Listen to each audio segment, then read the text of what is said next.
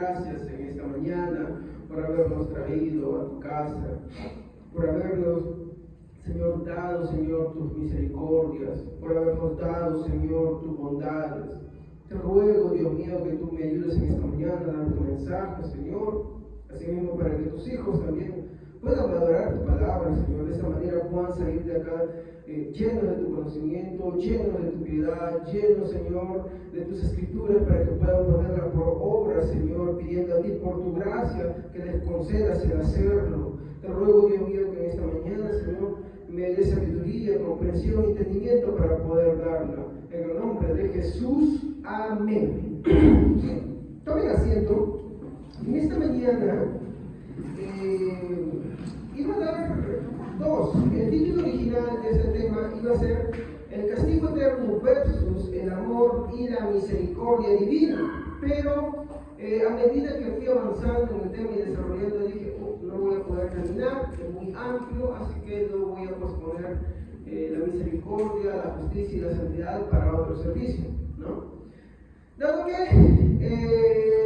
me faltaría mucho terreno que cubrir, tan poco tiempo que hay acá en la iglesia para poder explicar, ¿no? Y mi fin no es solamente avanzar, sino que cada uno de los que estamos acá presentes podamos salir con algo en nuestros corazones. Entonces, el título quedó así: el castigo eterno versus el amor divino. Y para eso tengo esta mañana tres objetivos. El primero es que tendré como fin corregir aquellas ideas que parten de un mal común entre los hombres que aborrecen a Dios. Sí, hay un mal común, incluso de aquellos que portan una Biblia, incluso de aquellos que dicen creer en Dios, hay un mal común, y esto es incluso de los que portan una Biblia, de aquellos que aborrecen a Dios. ¿Y cómo es esto? Y este acá mi segundo punto, donde trataré de demostrar cómo las suposiciones erradas sobre las perfecciones divinas son una blasfemia, es decir, un agravio o un daño en contra de la verdad de Dios, en contra de la divinidad de Dios. Porque hay ciertas palabras que, dadas las suposiciones de las personas, son una ofensa contra Dios. Una ofensa es una blasfemia. Un agravio contra Dios es una blasfemia. Cuando usted dice que es una blasfemia, es porque está hablando palabras que son ofensivas contra Dios. Entonces, mi segundo punto es tratar de demostrar cómo estas suposiciones erradas sobre las perfecciones divinas, cuando hablo de perfecciones divinas me refiero a los atributos divinos, sobre las perfecciones divinas son una blasfemia, es decir, un agravio o un daño en contra de la verdad divina de Dios. En tercer lugar, en el recorrido de estos puntos, expondré algunas reflexiones así como aplicaciones. ¿Ok, hermanos? Entonces, quiero demostrar estas dos cosas, ¿no? Corregir, ¿no?, aquellas cosas o aquellas ideas que parten del mal común en los corazones de las personas que aborrecen a Dios. Aborrecen es porque desprecian a Dios. Una persona puede decir que cree en Dios, cargar una Biblia y aborrecer a Dios, sí. Lo mismo que un padre, cuando tiene un hijo, puede tener un hijo y el hijo vive bajo su protección, vive bajo su amparo, pero el hijo aborrece al padre. De la misma forma sucede con Dios. Hay gente que porta una Biblia, que usa una Biblia también, pero al final aborrecen a Dios. No se trata solamente de decir que creo en Dios, sino que vivir como dice que Dios debemos de vivir. ¿No? Juan nos dice en la reflexión, la primera Juan dice, ¿no?, bien dices que amas a Dios, pero maldices a los hombres, ¿no? Cuando habla Santiago, dice, vosotros dicen que crees, pero han desvalido a la viuda, han desvalido al huérfano, ¿no? Entonces, está hablando de una correlación entre lo que yo digo creer y entre lo que manifiestan esas evidencias de lo que creo, ¿no? Por ejemplo, Juan también nos dice, ¿no?, ¿cómo dices que amas a Dios, pero aborreces a tu hermano? He hecho también, igual que tú, ¿no? Entonces, hay un punto en el cual tenemos que empezar a discernir entre la persona que dice creer en Dios, que dice amar de Dios, y, ¿no?, el que está mintiendo ahí. ¿Cómo lo vamos a identificar? Pues por este punto que voy a tratar ahora, y es el error de la suposición.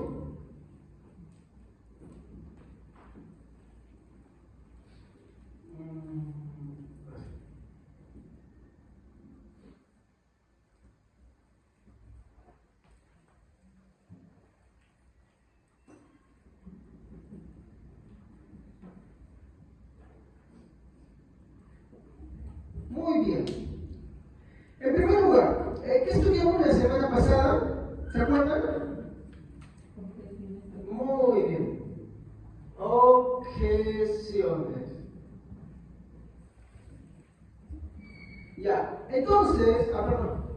Sí, está bien. ¿Qué tiempo? Una sede más. Ya, disculpe. Ya, listo. A ver, no voy a hacer una recapitulación porque la semana pasada nos dedicamos todo el servicio a tratar sobre qué es una objeción y las objeciones, pero quiero decir algo chico. A ver, existe en nuestros días mucho rechazo al tocar el tema del castigo eterno. O sea, la gente va a la iglesia, la gente visita una iglesia, pero el tema que menos gusta o que menos le gusta oír es el tema del castigo eterno. Por eso, cuando usted ha estado en una iglesia, ¿no? O proviene de otra iglesia, pregúntese, sinceramente, ¿cuánto tiempo le han hablado, en todo el tiempo que usted ha estado ahí, sobre el tema del infierno, sobre el tema del castigo eterno? Y es de verdad que una iglesia de sana doctrina también se caracteriza por hablar de ese tema. O una iglesia que no es de sana doctrina no habla de ese tema, ni siquiera lo toca. Y eso es lo primero que quiero empezar. Entonces, existe en nuestros días mucho rechazo al tocar el tema del castigo eterno, o mejor dicho, la doctrina del infierno. ¿Hay un rechazo? Sí. Por lo tanto, en nuestros días, cuando tú vas a una iglesia, no se habla del infierno. Y como también hemos visto, si es que se habla, ¿cómo se habla? Desde lo ridículo, desde sueños, desde profecías, desde personas que dicen que fueron arrebatadas, desde personas que dicen que se soñaron, que fueron al cielo, que fueron al infierno, y vieron muchas cosas que la verdad no tienen nada que ver con el relato bíblico. Muchas inconsistencias, pero a la gente le gusta escuchar eso. ¿Y por qué se lo cree? Porque no lee la Biblia, porque no lo escudriña. Gente que dice que veo que los demonios están atormentando ahí, que tienen gafetes por un pecado. Y yo le pregunto, ¿la persona se va por un pecado? No. La persona se va porque está en condición pecaminosa. ¿Cuál es su condición pecaminosa? El pecado nació. El pecado es natural en él.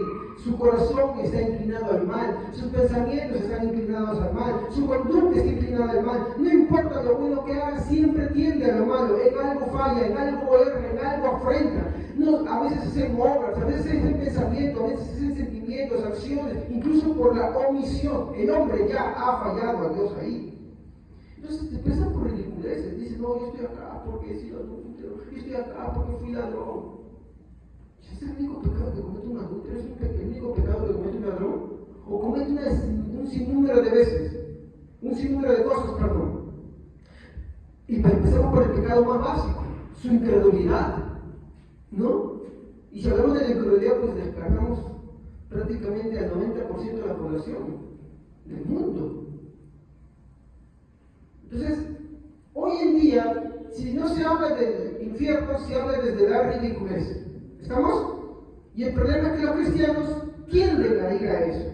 Por eso es importante que se reivindique este tema de la doctrina hablando desde un punto serio, bíblico y teológico. Pero ¿cuál es el problema que tenemos hoy en día? ¿Cuál es la madre de todas estas distorsiones de que tuve un sueño, de que me reveló y de tantas cosas que se imaginan? Por ejemplo, la doctrina del purgatorio tiene uno, ¿no? O sea, tiene su sustento, ¿no? O por decir su énfasis en sacar muchas ideas de una novela, que también es una copia de otra cosa, que es la Divina Comedia, ¿sí o no? Pero ¿cómo empieza la Divina Comedia? ¿Qué es un sueño? Pero la gente se lo tome como real.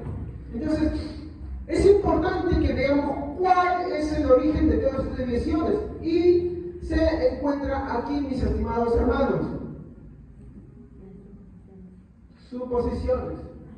Vamos a empezar a verlas dentro de un momento.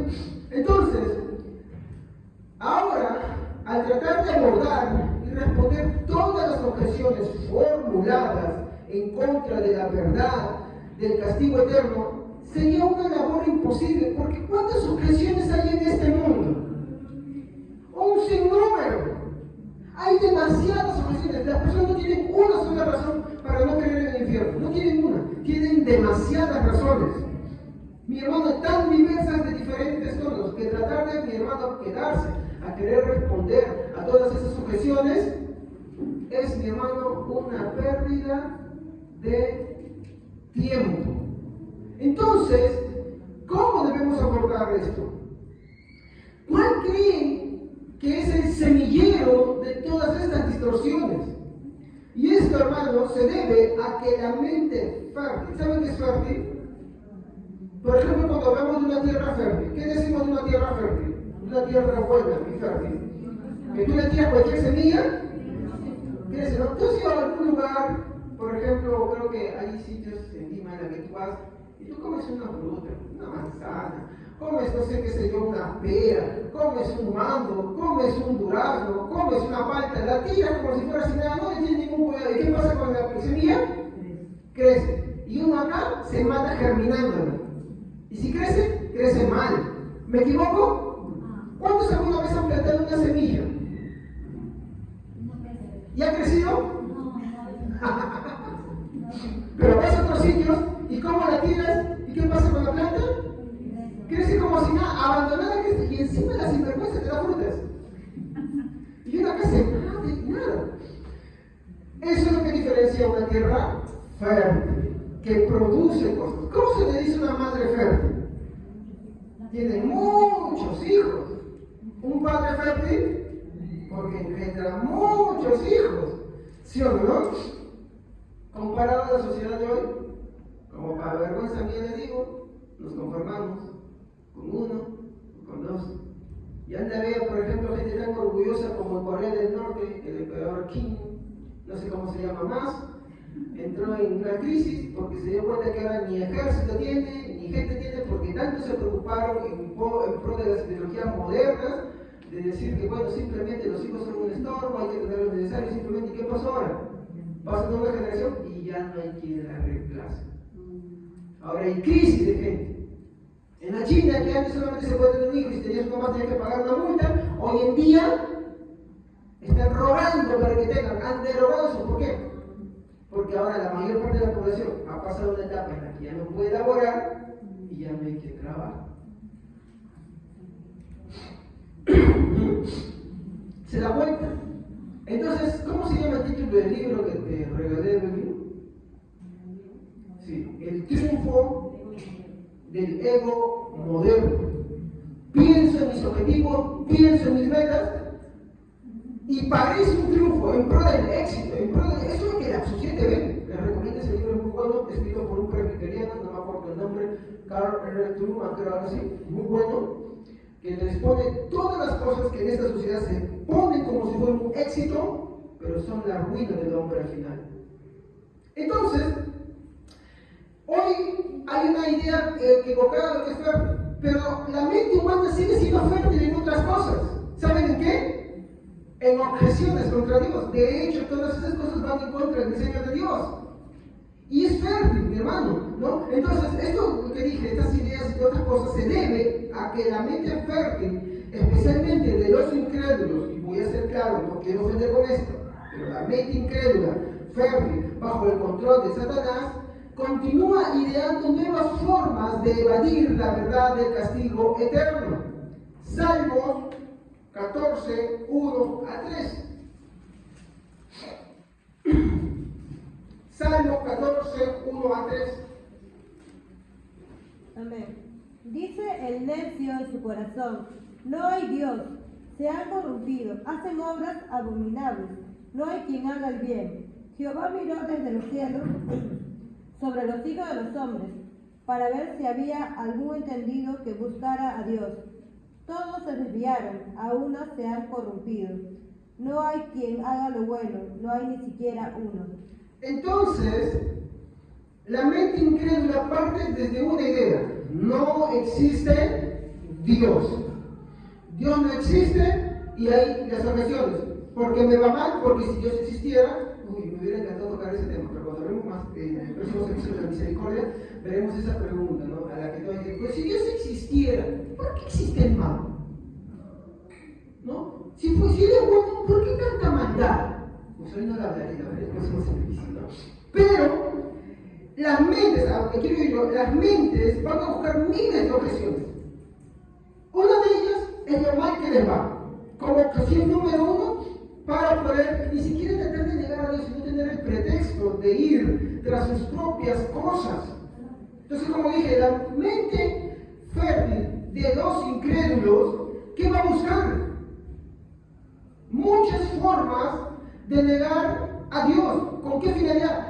De darle lugar, de darle ese campo perfecto para que la mente cultive un montón de cosas contrarias a Dios.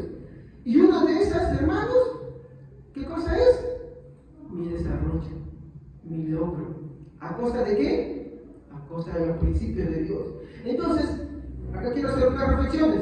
Es natural que los incrédulos piensen en ideas y formas de eludir el hecho de que si no se arrepienten, un día serán castigados por Dios. Las personas no vienen a Dios. Las personas no se quieren arrepentir. Cuando escuchan el mensaje de la palabra de Dios, que Dios les manda, que Dios les ordena que se arrepientan, ¿qué hacen ellos? Yo tengo que hacer cosas, yo tengo esto. Nadie va a poder impedir que yo haga lo que hago o piense lo que piense. Hoy en día nuestro mundo está evadido por las ideas de la época de la Ilustración. ¿Saben qué es la época de la Ilustración? Después de que Lutero, Calvino, los demás reformadores, ¿no? Empezaron a agarrar y volver a las bases del cristianismo, ¿saben qué sucedió? Se levantó una nueva generación. Esa nueva generación decía, pero yo, ¿por qué tengo que creer en la Biblia haciendo que la Biblia limite mi forma de pensar? Entonces dijeron, bueno, voy a leerla. Miren, siendo creyentes, voy a leer la Biblia y la voy a reinterpretar. Ahora, la Biblia ya no va a ser la base de mi interpretación. Los credos ya no van a ser la base de mi limitación. Ahora, mi limitación va a ser mi razonamiento. El problema es que, ¿acaso la gente le pone frenos a su razonamiento? Y entonces empezaron a idear todas esas cosas locas que hoy en día, que Jesús no murió, que Jesús es esto, que Jesús es un ejemplo, que Jesús es chévere, que Jesús es bonito, que hay que deconstruir el Evangelio, que el Evangelio es un mito, y tantas cosas que salen hoy en día. Salen de las personas que dijeron, yo no le puedo poner límites en mi forma de razonar, yo tengo que ser libre en mi forma de razonar. Y como le dije, es natural que los incrédulos piensen e ideen formas de eludir el hecho de que si no se arrepienten un día serán castigados por Dios. Es verdad. Eso es natural, ¿me equivoco o no? Es natural que los incrédulos piensen eso siempre. Es natural que por esta causa solo piensen en vivir sus vidas y disfrutar de ellas sin considerar a Dios. Y yo he conocido muchos incrédulos que la verdad ni siquiera creen lo que creen, pero simplemente viven su vida anestesiados, viven su vida diciendo, ¿sabes qué? Yo tengo que hacer mis cosas, quiero divertirme, quiero hacer esto, quiero hacer lo otro. Y simplemente le dan rienda a eso. O sea, esa final es un pretexto. Pero como dije, es natural en los incrédulos que hagan eso. ¿Estamos?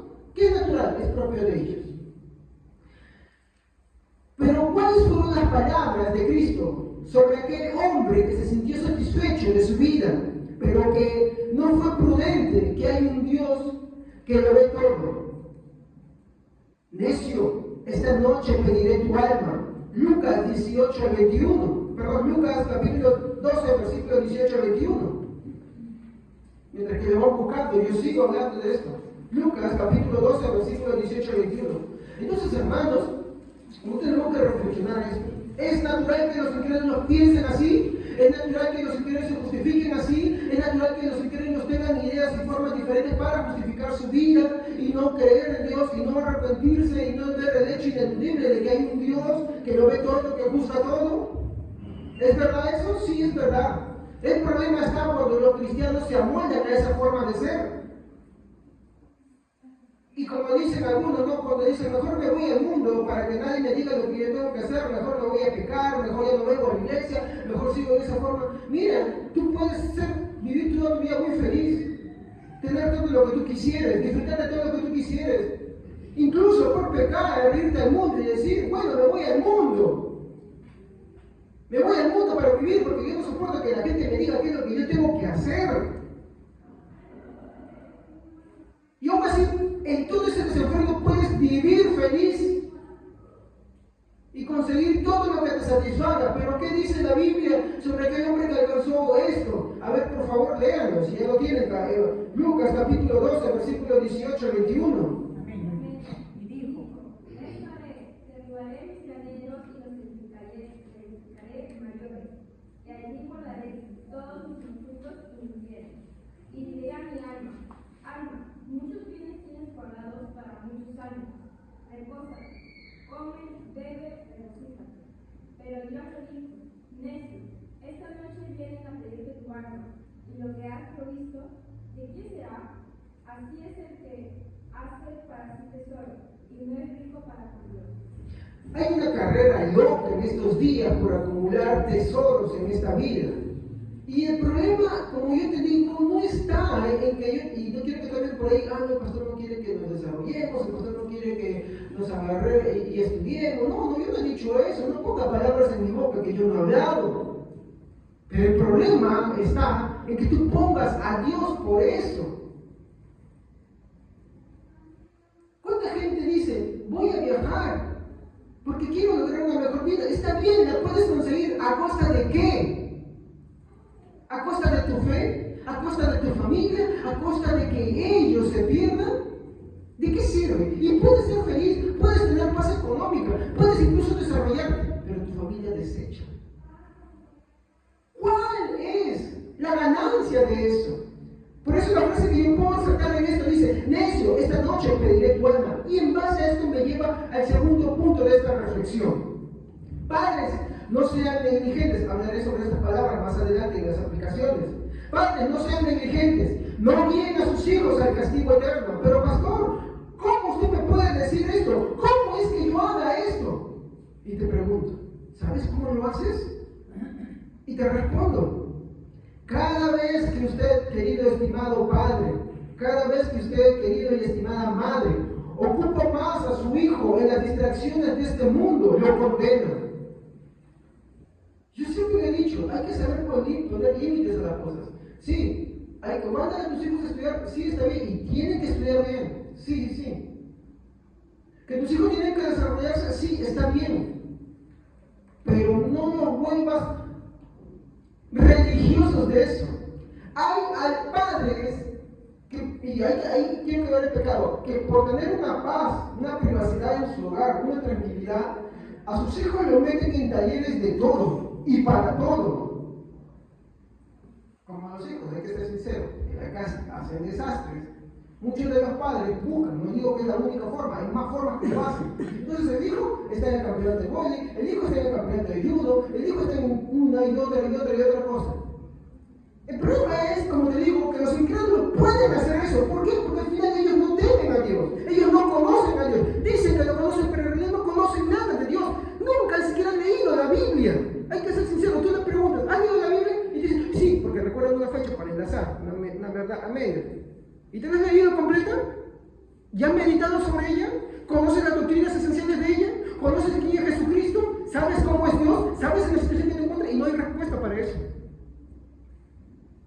Y las que lo tienen son rebeldes a ella, cosa que confirma su condenación.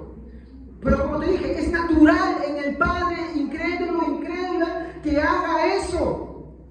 Pero tú, padre, madre cristiana, ¿cómo puedes cometer tal asesinato con tu hijo? Ahí eres asesino, estás matando a tu hijo. Si bien es cierto, le puedes proveer una carrera, le puedes proveer una profesión, le puedes proveer holgura, le puedes proveer no sé qué herencia, le puedes proveer un montón de cosas, pero lo estás condenando. Como dijo Jesús de aquel hombre necio que había acumulado todo, que había construido todo, ¿qué le dijo? Necio. ¿Para quién será todo esto? Ya que esta noche vengo a pedir tu alma. Entonces, los padres cristianos no ocupen a sus hijos, no hagan eso. Les van a salir incrédulos. Y ustedes, jovencitos, que sí son cristianos y si aman a Dios verdaderamente, también pongan el límite a sus padres. Papá, no voy a leer eso, ¿sabes por qué? Mejor porque no me haces hacer un devocional. Enséñame para que yo lo pueda hacer. O padre, háblame de la Biblia. O padre, qué sé yo. O padre, pasa conmigo tiempo. O padre, qué sé yo esto. También aplicó a la mamá. ¿Estamos? Entonces, yo como les dije al inicio, esto es natural en los incrédulos. No es natural en los cristianos. Yo quiero que mi hijo sea mejor. Yo quiero que mi hijo estudie en la mejor sitio. Yo quiero que mi hijo... ¿Y de qué sirve si pierde su alma en el proceso? ¿De qué sirve? Creo que la oración a Javi, la oración de Javes, que es la más necesaria para usar en este momento, dice: Dios, no me des miserias para que blasfeme contra ti. tampoco me des abundancias para que me olvide de ti, sino dame del pan necesario. Entonces, hijos, también sepan poner límites a sus padres. Pero ¿qué pasa cuando el padre está en las distracciones de este mundo, ahogado entre la maleza, y el hijo también o la hija está ahogado entre la maleza de este mundo? Lo que ratifica es la condenación de tales. Entonces, lo que yo apelo en esta mañana es: padres, reflexionen, hijos, reflexionen. Sí, estudien, muy bien, pero que el estudio no sea su Dios. Que cuando tú vayas a estudiar, no cojas al incrédulo. Porque el incrédulo, el ateo, hermanos queridos, te habla para su egoísmo. Como un hermano decía, cuando tú estés enfermo, cuando tú estés mal, él no te va a ver. Sin embargo, los hermanos sí. Con sus defectos, pero van a estar ahí. Y te miran a la fe de Cristo. El incrédulo no. El incrédulo es tan egoísta que se llama así, que quiere tener simplemente la razón. Entonces, hay que tener cuidado con eso. Pero seguiré desarrollando esto un poquito más adelante. Entonces, padres, no sean negligentes, no guíen a sus hijos al castigo eterno.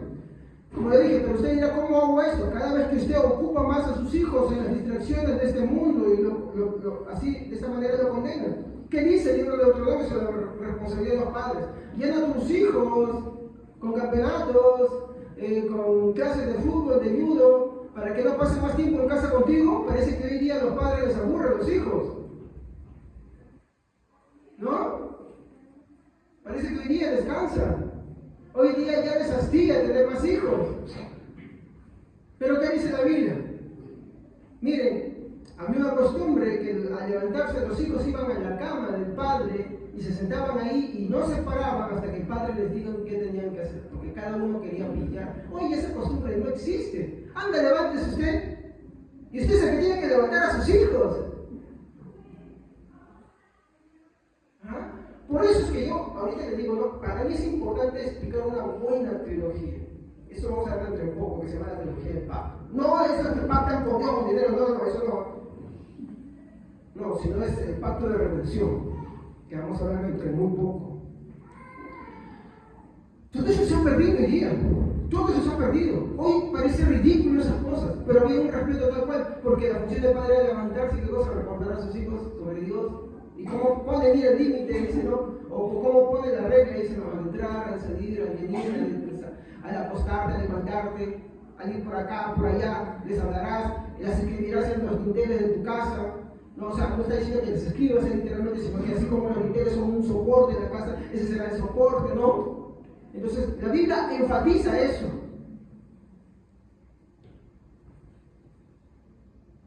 Padres, vuestros hijos tienen que ver en el ejemplo en ustedes, reflejados de fidelidad. Sí, el hijo puede ser, mi padre puede ser, qué sé yo, bromista, mi padre puede ser renegón, mi padre puede, no sé, qué sé yo, come con la boca abierta, mi padre no se cepilla los dientes de repente, qué sé yo, mi padre no se pone desodorante, qué sé yo, tantas cosas que pueden suceder en la mente de los hijos, pero que los hijos nunca pueden decir de los padres, es que mi padre, mi madre, todos los días está en la iglesia, busca de Dios y nunca me permite faltar y siempre me habla el mensaje oportuno de Dios. Y en mis problemas está en mi rescate. Siempre me pone a Dios. Pero hoy en día los padres son ausentes porque de repente están religiosamente chapados a la botella del domingo, al campeonato del domingo, llevan a sus hijos ahí para que aprendan a ser borrachos, ¿no? A veces el padre está, no sé qué yo, en una que otra aventurilla por ahí, ¿no? La madre, ¿no? A veces el padre, ¿qué está? ¿No? Está metido en el trabajo, esclavizado del trabajo. Y todo eso juega en tu contra. No, padre cristiano, tu deber es ser ejemplo de fe y conducta, no en todo, sino en lo que concierne a la fe cristiana. Él tiene que ver, tu hijo, tu hija tiene que ver tu fidelidad con Dios, que él tiene que ver que sí, tú no eres perfecto, tú tienes problemas, tú tienes fallas, tienes pecado, tienes todo eso, pero que él nunca ve que tú no estás aferrado al Señor con uñas y dientes. De esa manera tú les puedes decir, hijo, mira hijo, yo soy mi Dios, con todos mis defectos, pero nunca me he apartado, ni me he resentido como para no congregar. Y tú vienes conmigo. No, papá, que yo tengo 18 años. No me importa que tengas 40, 50, igual vienes conmigo. Igual me vas a buscar. Así tiene que ser. Se te va a tu sitio, no quieres más. Igual que te responde, te pasas escondido ahí. Y ay, te dijo, te falta el respeto. Y más sobre todo cuando tú estás yendo en nombre de Dios. Ay de eso. Porque, mira, en la vida tú no vas a ser ningún hijo que es ofensivo con sus padres, más cuando ese padre lo quiere hacer reaccionar, que Dios se lo haya tomado tranquilamente. Y Dios castiga. Y castiga bien. Pastor, nos está metiendo miedo. No me estoy metiendo, te estoy metiendo temor. Y te estoy hablando de la Biblia. ¿Qué dice uno de los mandamientos? Honra a tu padre y a tu madre. Y con él dice, Pablo dice que es el único mandamiento con promesa. Es el único con promesa. Para que tus días sean largos en la tierra que tu Dios te da. Es cierto que los padres no son perfectos, pero cuando tu padre es temeroso, cuando tu madre es temerosa de Dios, ten cuidado. Obedécelo. Porque te está hablando de parte de Dios. No está usando su propia autoridad. No está diciendo yo soy padre de ti casa porque soy hombre, sino que está usando la autoridad y está diciendo Dios me ha llamado al cristianismo y me ha llamado a mí no solo, sino a todos los míos.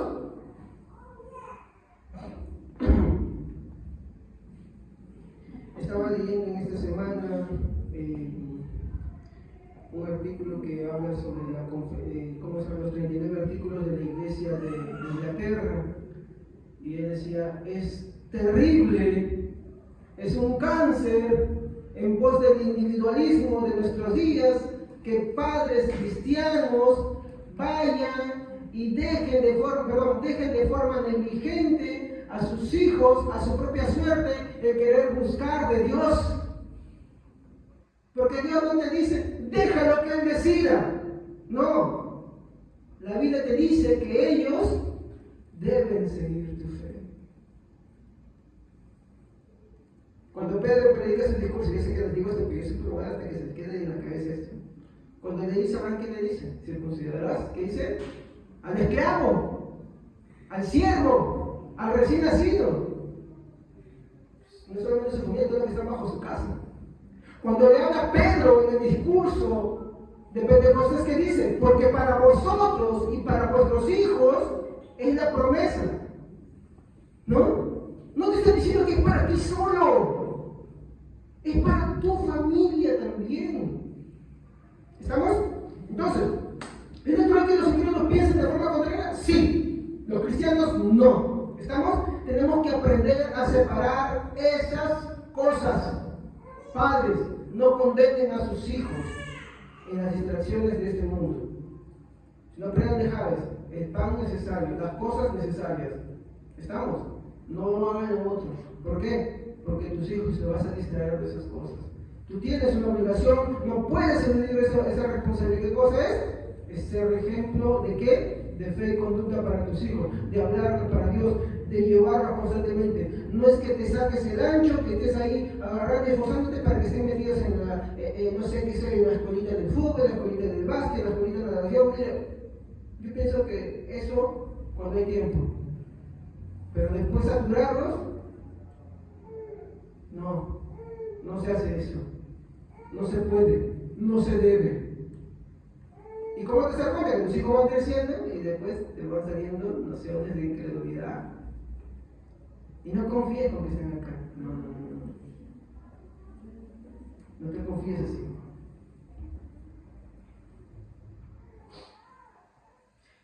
¿Cómo haces también esto? Cada vez que usted, estoy en mi segunda reflexión, cada vez que usted lo vuelve en una mente materialista para que él piense o ella piense solamente en este mundo, también lo condena. Cada vez que dejo de ponerle su fe en Cristo, le pone solamente las cosas que quiere lograr acá, lo vuelve materialista. Y por favor, no confundan esto con conformismo. Pero cuando hablo materialista solamente le hace pensar en las cosas de acá y no le hace pensar en las cosas que son de arriba. Como dice Jesús, no hagan tesoro a cargo de mina, el ladrón, sino hagan tesoros allá en el cielo, donde el ladrón polilla no hurta ni mina. Tercero, de esta manera, padre cristiano, usted cría una mente incrédula. No lo haga.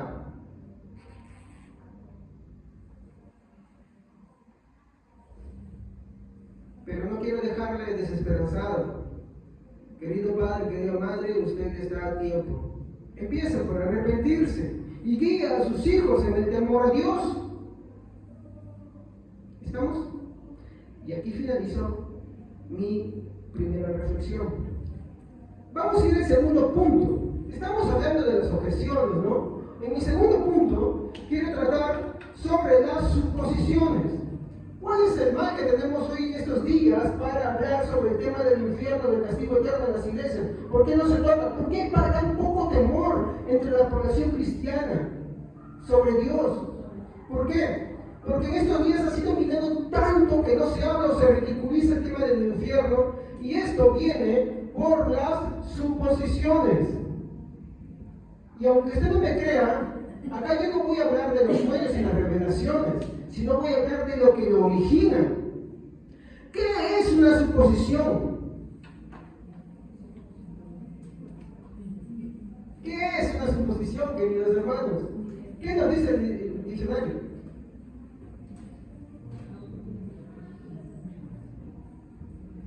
Es poder.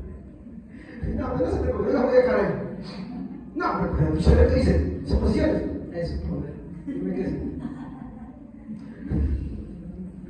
Vamos a explicar un poquito, ya, un poquito más diluido qué es suponer.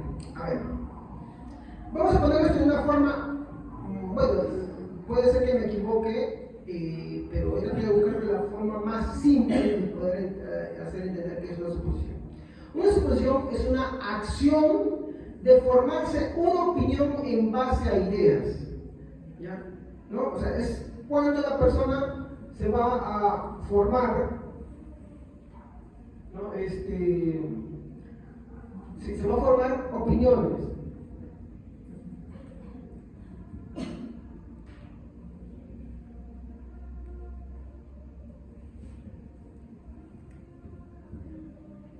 Entonces, es natural que el hombre formule pensamientos, formule ideas, porque es un ser pensante. Siempre lo hacemos, ¿estamos? Ahora, eso puede ser bueno, pero también puede ser malo a la vez, ¿no? O sea, no es malo suponer, pero también hay que ver que muchas veces suponer es malo. ¿Sí? A ver. En cuanto a la creatividad, formularse opiniones e ideas es bueno o no. Por ejemplo, cuando alguien está haciendo algo artístico. ¿Sí? Cuando alguien está haciendo, por ejemplo, algún trabajo, uno formula ideas, uno formula opiniones, ¿no? Y dice, de esta manera me va a ir bien, de esta manera, o cuando es una crítica hacia otra cosa, ¿sí, no? O una autocrítica. ¿Lo hace? Sí, constantemente lo hace. Ahora, eso es lo que es bueno, pero ¿cuándo es malo? Que es lo que yo me quiero enfatizar. ¿Cuándo las suposiciones son malas? Miren, lo malo está en cuanto solo se busca validar el propio egoísmo. A ver, para esto quiero hablar sobre la reflexión, y acá esto te voy a explicar. Primera reflexión.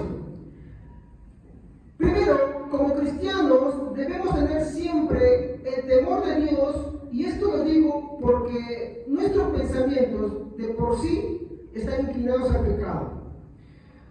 Tienden muchas veces al error y al engaño. Proverbios 1:7.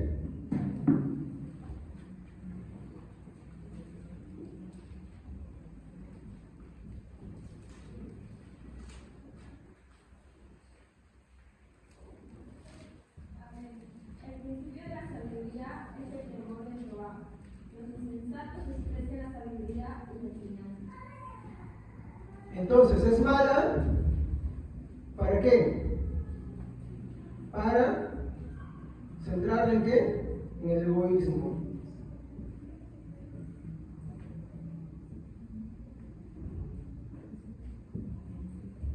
Entonces, Proverbios nos dice, el principio de la sabiduría, ¿qué cosa es? Es el temor a Jehová. A ver, acá quiero quedarme en segundo lugar. Constantemente somos exhortados a alinear nuestras ideas con las Santas Escrituras. Por ejemplo, yo puedo tener cualquier pensamiento sobre lo que la Biblia dice. ¿La Biblia me da esa libertad? No. ¿Me da, por ejemplo, la Biblia la libertad de tener cualquier idea sobre Jesús?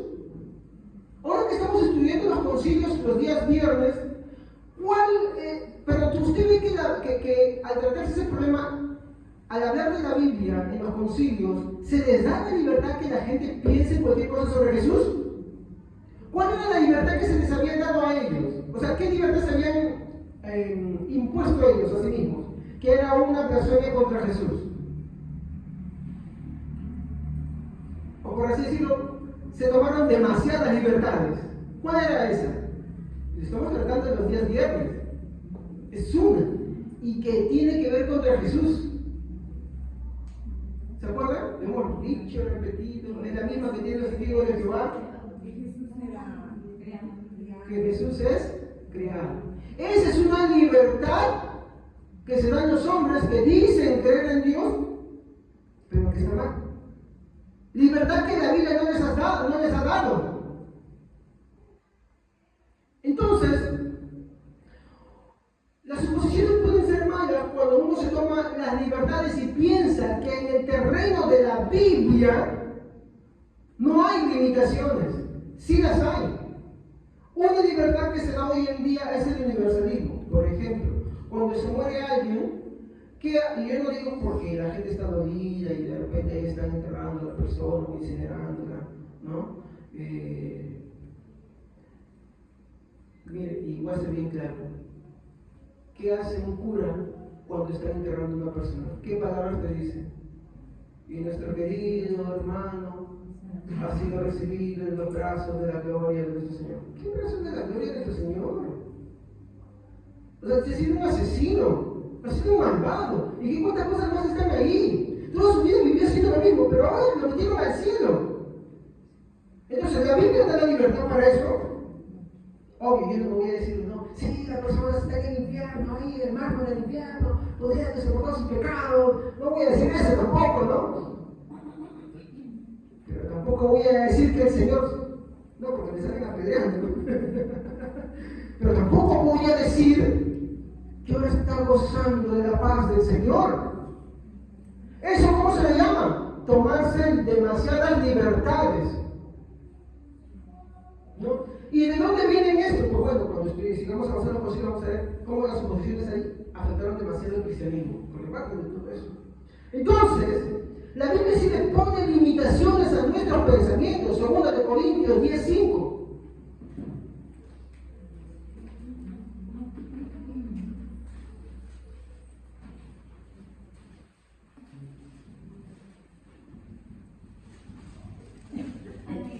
Derribar argumentos y toda altivez que se levanta contra el conocimiento de Dios, y llevando cautivo todo pensamiento a la obediencia a Cristo.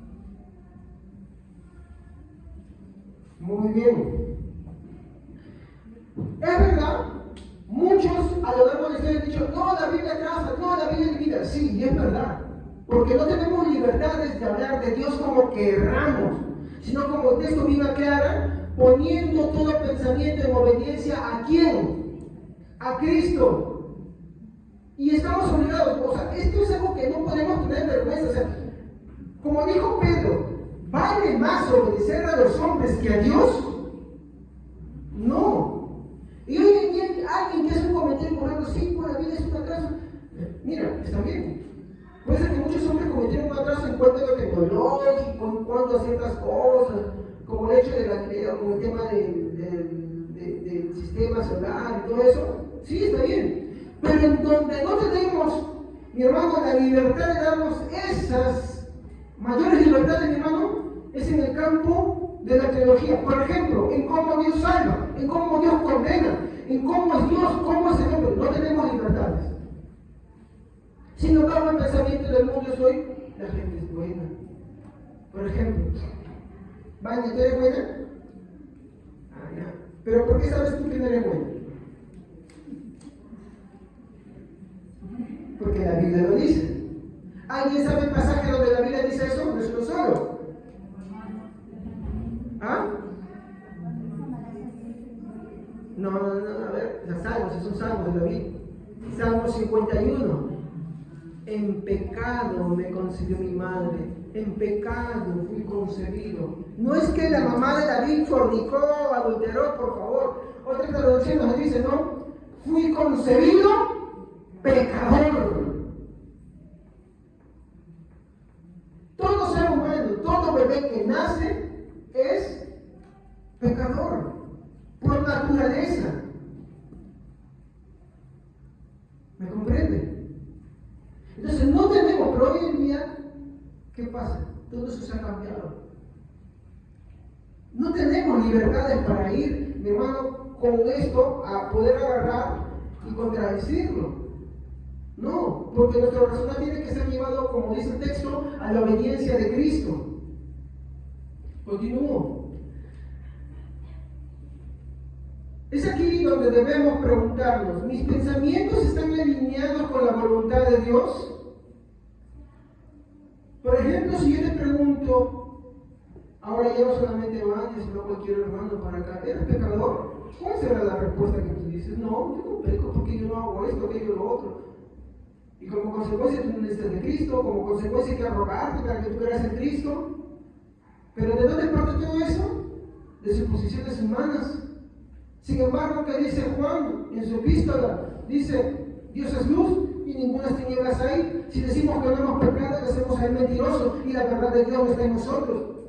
¿Sí o no? Pero el problema es que el concepto del mundo es, tú sufres porque la gente te hace daño. Tú eres bueno. Jesús dijo, bueno, no hay ninguno, solo Dios. ¿Y quién ha sido el hombre más perfecto que caminó sobre esta tierra? Jesús. A diferencia de todos nosotros que nacimos en pecado, Jesús es sin pecado. Y él dijo, bueno, solo es uno, Dios. Pero sin embargo vamos cambiando todo eso y empezamos a decir eso, ¿no? Y ahí ese es el núcleo del que parte, del corazón del que parte. Sí, Dios tiene grandes cosas para ti. Y esos profetas que pasan por ahí diciendo, no, sí, Dios tiene grandes planes para ti, Dios sabe cuándo sufrir, Dios sabe esto, aquello, lo otro. Cuando ese no es el mensaje que la Biblia. La Biblia dice que Dios está indignado con todo el género humano, todos le han fallado, todos han errado. No, pastor, yo busqué, no, la Biblia dice, Romanos 3, ninguno de ustedes, ni yo, hermanos, hemos buscado a Dios, Dios nos buscó a nosotros, pero a mí me trajeron, sí, pero fue Dios quien movió todo eso. Entonces hoy en día existe el grave problema de que el mundo está influenciando tanto esto, de que sí, es natural que los infiernos crean eso, pero se han metido dentro de la iglesia. Y hoy la iglesia tiene tantos problemas por justamente todo eso. Y ojo, nosotros no somos los primeros en iniciar esto. Aunque usted vaya a ver, por ejemplo, en el tiempo de Jonathan Edwards, cuando él predicaba contra una población que con la junta dice que había 3 o 4 personas en la iglesia. Por ejemplo, ¿usted por qué cree que en los Estados Unidos hoy hay boda gay, boda lesbiana? ¿Por qué hay ministros que son lesbianas? ¿Por qué hay ministros que son homosexuales? ¿Por qué creen? Porque dicen que las iglesias empezaron a quedar vacías. Y ya no había gente. Entonces, para atraer lo que hacían, abrían. ¿Y qué abrían? A costa de qué cosa, de las bases del evangelio. Entonces, como abrían todo eso, y en el tiempo ya no había pasado. Siempre ha pasado eso, hermano, siempre. Para que la gente no se vaya, dijeron, ya tú también eres hermano, ven, tú también, y no. ¿Saben por qué ha habido esa decadencia? Porque en la iglesia siempre, a lo largo del tiempo, en pro de los sentimientos humanos, se ha descuidado algo importante.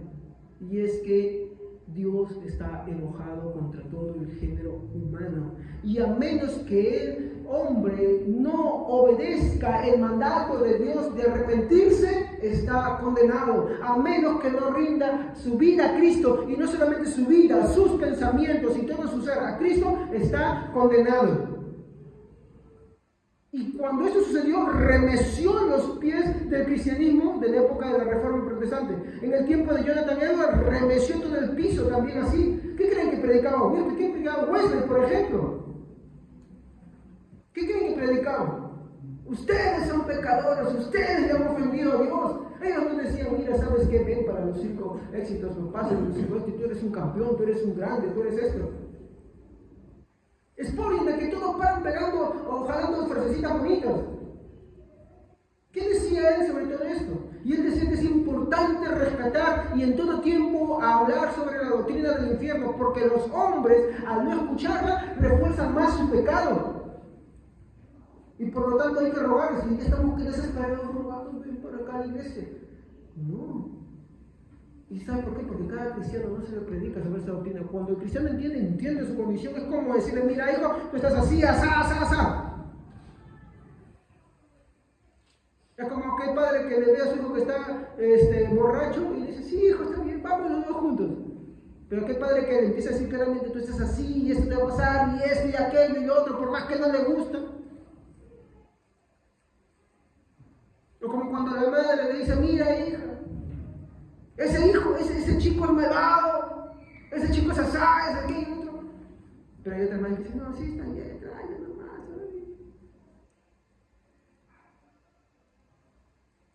Una cosa gusta, ¿sí o no? Y lo vas a tener ahí a tu lado, ¿por qué? Porque estás afianzado diciendo sí, ¿no?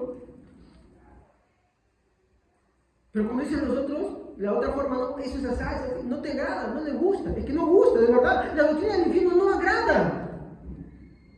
Pero el hecho que no agrade no quiere decir que no sea verdad. También en la iglesia, para desesperanzar, le dicen, no, ¿sabes qué? No, sí, ese hombre es de Dios, esa mujer es de Dios. No, la Biblia no dice eso, dice que todos están en pecado y a menos que no se arrepientan, todos perecerán. Todos. Cuando tú ves la realidad clara de lo que la Biblia dice y te expone, como siempre digo, Jesucristo toma valor. Ya Jesucristo no es una opción. Jesucristo es totalmente indispensable, totalmente necesario cada día de mi vida hasta el fin de mis días.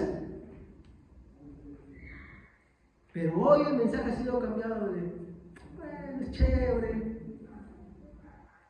Mira que ser cristiano es cool, que hay esto, que hay aquello. Y eso es el problema. Eso es la apostasía.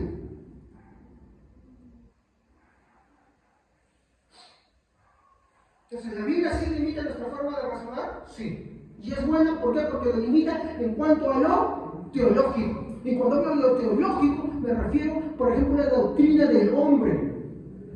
¿Qué dice la Biblia del hombre? Dice que es bueno o que es pecador.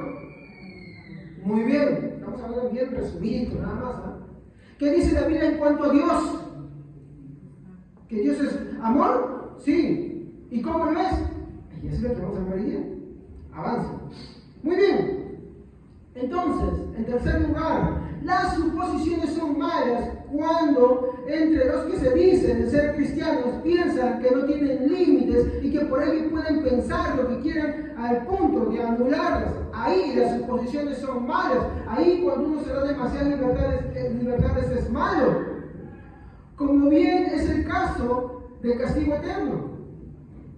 Hoy en día, para anular la doctrina del infierno, las suposiciones entran ahí a tallar. ¿Por qué? Porque dicen, bueno, yo creo esto, yo creo aquello, yo creo lo otro. Y de un mismo texto que la Biblia habla, todos sacan miles de interpretaciones. ¿Por qué? Porque las sacan ¿desde dónde? Desde su suposición, o sea, desde su forma de razonar. Y no es así. La Biblia pone límites. Hay muchas cosas a mí en la Biblia que no me gustan. ¿Sabían ustedes? Hay muchas doctrinas que yo abrazo, hermanos, que no me gustan. Por ejemplo, la expiación limitada, que no todos vamos a ser salvos. A mí no me agrada. Tampoco el tema del infierno. ¿Quieren que me agrade? No me agrada. Pero tengo que hablarlas, porque son verdad. Y por más que mis suposiciones quisieran ir por otro lado, aliviarlas, aminorarlas, no puedo, no tengo el derecho. Porque de lo contrario sería un falso cristiano. Pero también puedo tomar la opción de no mencionarla. Ese es el pecado de omisión también. Para no decirlo, mejor lo omito. Pero no tengo el derecho de eso. ¿Qué dice, por ejemplo, que hemos estado viendo el texto de Primera de Corintios, que todos nuestros pensamientos tienen que llevar, ¿qué cosa? ¿Llevarse qué? ¿En obediencia a quién? A Jesucristo. No a mí, sino a Jesucristo. Existen hoy, al igual que en tiempos de Jesús, aquellos falsos cristianos, y lo tengo que decir así, no quiero que se ofenda, pero que son falsos cristianos, ¿no? Que por sus suposiciones negaban la doctrina del infierno y la seguirán negando. Por eso cuando yo hablo que los testigos de Jehová es una falsa iglesia, lo hablo ¿por qué? Porque ellos negan la realidad del infierno. Cuando yo hablo de los adventistas también. Mi hermano, en los tiempos de Jesús también sabían ustedes, en los tiempos de los discípulos, de los apóstoles también habían, siempre lo ha habido y siempre se les han dicho las cosas así. Por ejemplo, en tiempos de Jesús, ¿qué sector negaba el tema del infierno? Porque ellos creían que cuando el hombre moría, ahí no nos quedaba. Esa era una especie de aniquilacionismo. ¿Quiénes creen en el aniquilacionismo? Testigos de Jehová, muchos adventistas y muchos otros cristianos. Por ejemplo, hay un pastor que es cristiano, no confesional, o sea, no sigue confesiones. Y el problema del que no sigue confesiones es que tiene su propia confesión.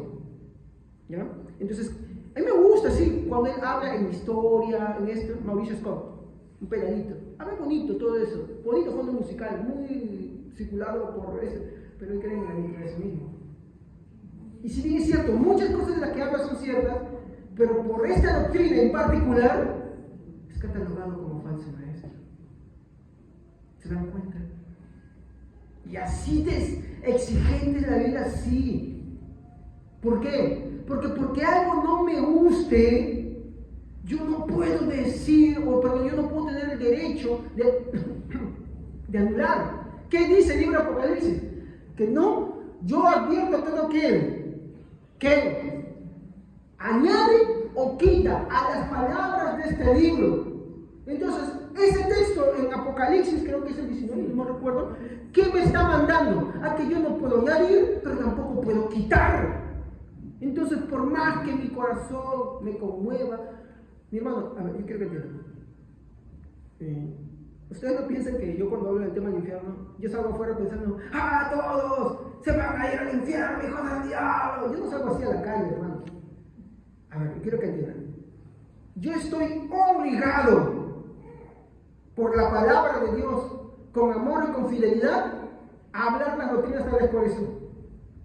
Cuando yo salgo a la calle, al ver esta doctrina, la Biblia también me manda a mirar a los que no creen con ojos de piedad, predicarles, hacerles conocer esas cosas.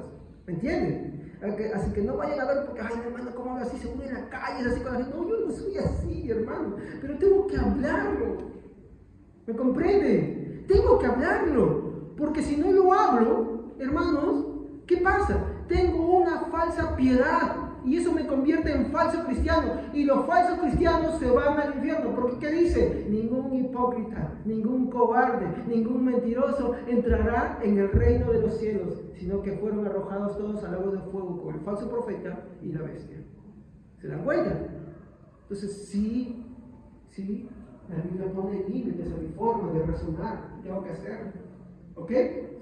Entonces, en tiempo de Jesús existían los saduceos.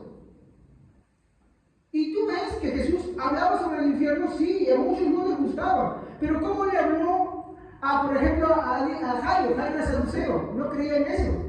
¿Sí o no? ¿Y qué milagro le hizo Jairo? Alguien no creía, que pensaba que cuando se moría la persona todo se acababa, ya no hay más nada. Creía también por ateos. ¿Qué creían? ¿No? Pero, ¿qué milagro le hizo? Le revivió a su hija. Esa frase, ¿no? Niña, Talita Kumi, a ti te digo, levántate. Hasta canción le han hecho. ¿Se la dijo a alguien que no creía en eso? ¿Le trató con piedad? Sí. Cuando él fue a buscar diciendo, maestro, mi hija está enferma, se le quitó todas sus creencias y dijo, Señor, sepa, mi hija está enferma. Y cuando viene, no moleste, ya maestro, porque todos creían lo mismo que él, porque estaba por él. Tu hijo ha muerto. Ya no lo moleste más, Señor, ya se acabó. Esa acontece más desesperanza. Ya se ha muerto, se acabó. ¿Tú crees que la buena resurrección? No. Él todavía era desolado porque se acabó. Lo que hay en esta tierra es todo lo que hay y ya no hay más. Sin embargo, ¿qué dice Jesús? ¿En fe? ¿Vamos? tu hija no está muerta, tu hija solamente duerme. Saca a todos estos incrédulos que no creen en la resurrección, saca a todos estos incrédulos que no creen en el infierno, saca a todos estos que no creen en el más allá. Solamente me quedo con 3 y con ustedes para que ustedes vean. Y usted puede cargar eso. ¿Y qué hace? La levanta.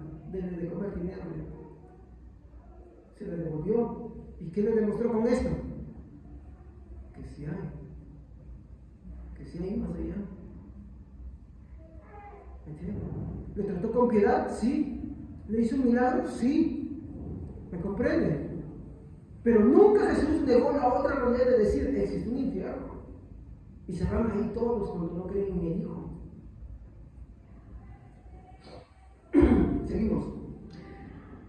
Es por eso que en la regla de la fe se ve escrito lo que los cristianos hemos confesado en el credo apostólico. A ver, yo siempre he dicho, no hay que ser un gran estudioso, no hay que ser un gran teólogo, mi hermano, para saber las bases del cristianismo.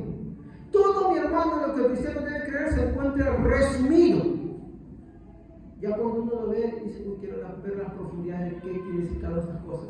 Pero lo vemos resumido en la regla de la fe. La regla de la fe es todo lo que los cristianos siempre han creído en todo tiempo y en todo lugar. Jesús lo creyó, en el Antiguo Testamento se vio, los discípulos de Jesús lo creyeron, es decir, los apóstoles, los discípulos de los apóstoles lo creyeron, y sus discípulos de sus discípulos lo creyeron, y por eso se agarraron a cachetadas en el concilio de Nicea, como San Nicolás, ¿se acuerdan? Contrario, la famosa, yo le digo a mi esposa, Papá Noel estuvo en Nicea, le digo, en el año 300, ¿qué comas?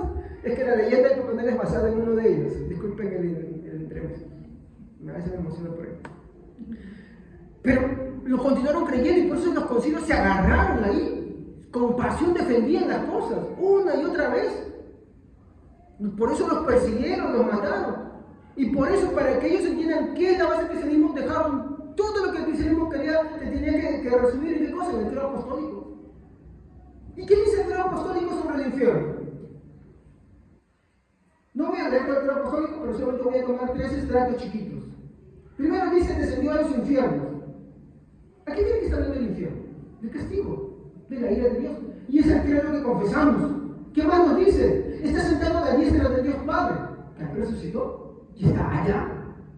Pero no solamente nos dice, y desde ahí ha de venir a juzgar a los vivos. Esto creemos y esto confesamos. Esa es la regla de la fe resumida. Resumida, no queda resumida. Es lo que los cristianos siempre han creído y siempre debemos creer nosotros. Lo han creído en todo tiempo y en todo lugar. Entonces, con que ahí se aparezca otro iluminado y que diga, no, nos han engañado. Que el infierno no existe. Pero ¿de dónde te has sacado esa idea? Se la han querido inventar por ahí y siempre ha sucedido. Y por eso yo siempre soy claro, discúlpame. Yo a un testigo de Jehová yo le hablo con amor, hermano. Yo a un adventista le hablo con amor. Pero cuando yo le predico tengo que estar hablando claro, también. Un testigo de Jehová es un falso creyente. ¿Por qué? Porque se le enseña a negar que el Hijo es Dios. ¿Por qué? Porque no cree en la doctrina del infierno. Y no cree en muchas otras cosas más, como lo expliqué el día viernes. Un adventista igual. También es un falso creyente. Mi hermano, ¿quiere decir que dentro de ellos no hay creyentes verdaderos? Sí los hay. Y cuando tú les expongas la palabra, ellos vendrán. Ellos la aceptarán. Tal vez no acá, como ya no, pero la van a aceptar. Tú tienes que enseñarles, decirles, mira, pero con amor y con paciencia, como quieren que te hablen a ti. La Biblia no dice que el Hijo es una criatura. La Biblia no dice que no existe un infierno. La Biblia dice que sí existe. La Biblia dice del Hijo que Él es Dios. Con amor, con la vida. Como es una persona que respeta y ama y ve con misericordia al otro. ¿Me entienden? Por favor, después que yo hable esto no se vaya a decir, no, que tú estás haciendo que vaya a eso, esto. No, por favor, no. Hable, muéstrele. Pregúntele. ¿Y esto lo han creído siempre? A ver, ¿dónde está? Muéstrame. No puede. Tú sí puedes. El testigo de Jehová no puede rastrear su creencia. Tú sí puedes. Él tiene que hacer el salto. Por eso dicen siempre en su predicación, no, todo el cristianismo estaba perdido. Y de pronto apareció, mire, recién, pues en el año 1800 tanto, recién aparece el cristianismo. ¿Se da cuenta? No es así. Seguimos. El credo nos afirma de que hay la existencia de un infierno, nos afirma también de que Jesucristo un día va a venir a juzgar a los vivos y a los muertos. Finalmente, mi segundo punto es este. Dios es amor.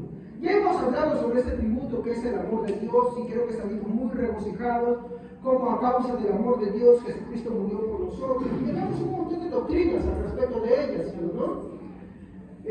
Pero hoy no voy a dedicarme a hablar sobre esto, sino sobre la objeción y la suposición que se hace sobre que Dios es amor para invalidar la doctrina del infierno. Y esto es lo que quiero expresar en primer lugar. Quiero sustentar el texto bíblico. 1 Juan 4:8. 1 Juan 4:8.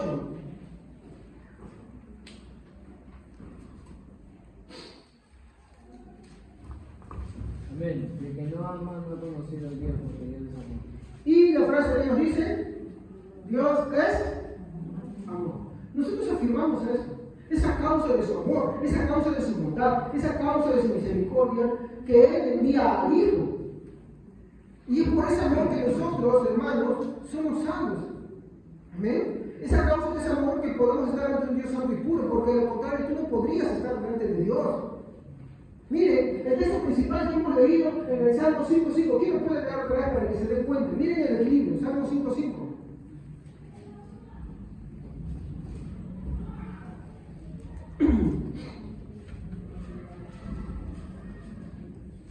Amén.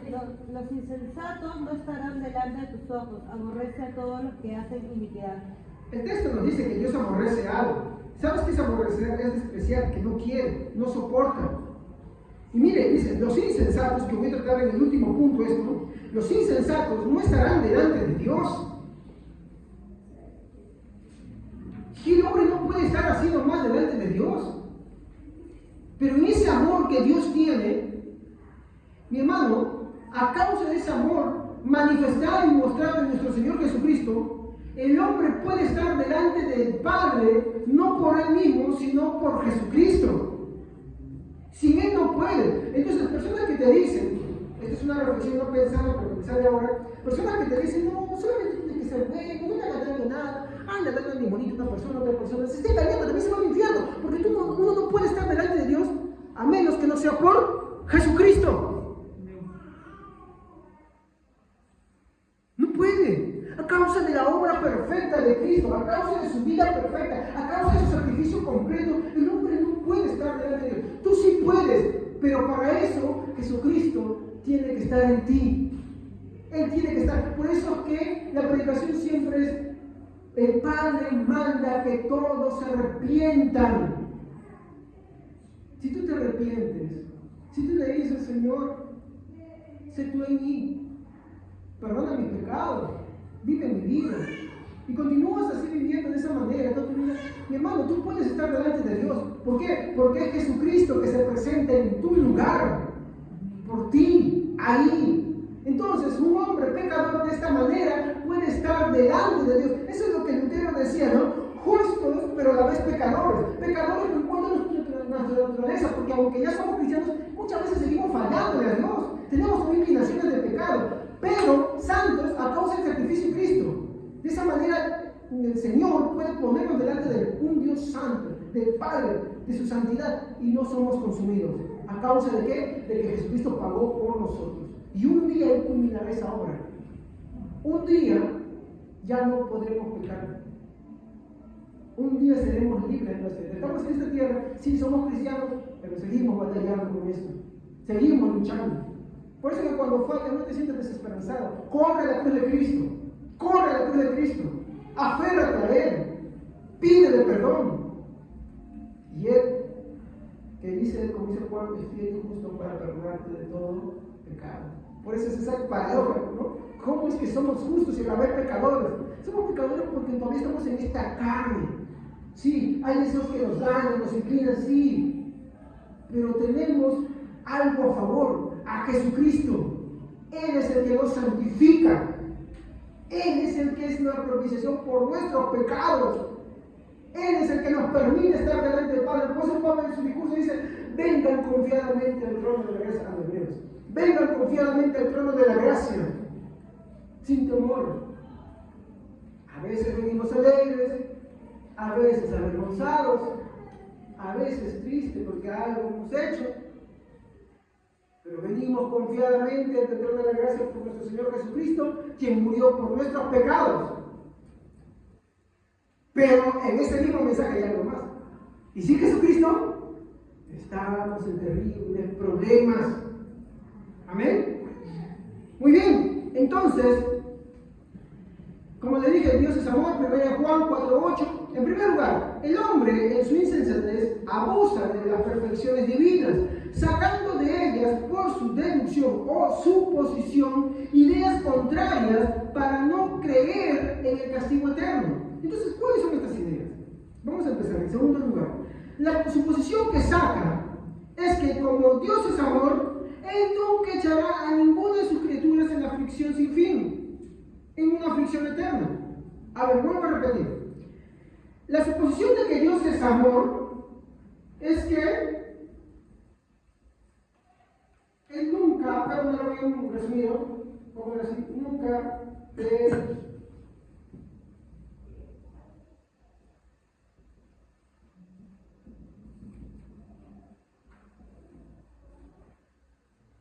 Entonces, cuando un testigo de Jehová se te viene a preguntar sobre el tema del castigo eterno, ¿qué te dice? Ponte a pensar, ¿cómo un padre amoroso va a mandar a su hijo, ¿no?, al infierno? O por ejemplo, ¿cómo un padre amoroso va a quemar a su hijo en el fuego? Y la respuesta es lógica, pues un padre amoroso no lo hace. La pregunta y el razonamiento correcto es, ¿todos son hijos de Dios? No. Eso para empezar. Por eso que yo siempre digo, un testigo de Jehová no es un falso cristianismo, profesa un falso cristianismo. También tiene que arrepentirse. Está negando cosas fundamentales de la Biblia, ¿no? Entonces, esto es un lema común, no solamente en testigos de Jehová y algunos adventistas y algunos cristianos, también en gente que no cree en Dios. Pero, ¿qué bien? Dice, pues si es amor, ¿no? ¿Cómo va a mandar? No, en su forma de razonar, ¿cómo va a mandar a alguien al infierno? ¿Cómo va a mandar a alguien al castigo eterno? ¿No? Entonces, la suposición que se saca es que como Dios es amor, Él nunca echará a ninguna de sus criaturas a una aflicción sin fin, es decir, el castigo eterno. Lo que ellos olvidan es algo importante, es que Dios también es luz. ¿Se acuerdan cuando hablamos de los atributos de Dios? Hemos enseñado que los atributos no están partidos, que un 20% es esto y un 30% es esto. Algunos, en muchas iglesias, por ejemplo, dicen Dios es amor y solamente dicen Dios es amor. No. Dios no solamente es amor. Sí, Dios es amor, Dios es bondad, Dios es misericordia, Dios es justicia, Dios es santo, Dios es ira. ¿Ah? Entonces, cuando tú ves esto te das cuenta que Dios es, mi hermano, todos sus atributos. Dios es todos sus atributos.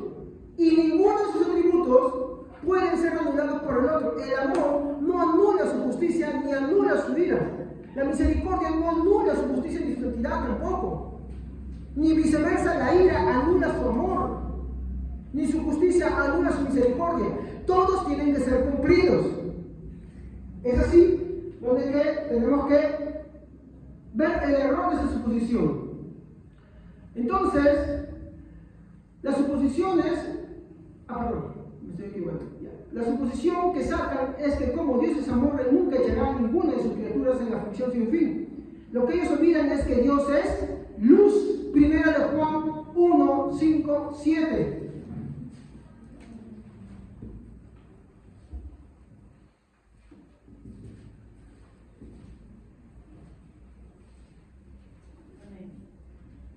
Este es el mensaje que hemos oído de Él. Dios anunciamos, Dios es luz y no hay ninguna tiniebla en Él.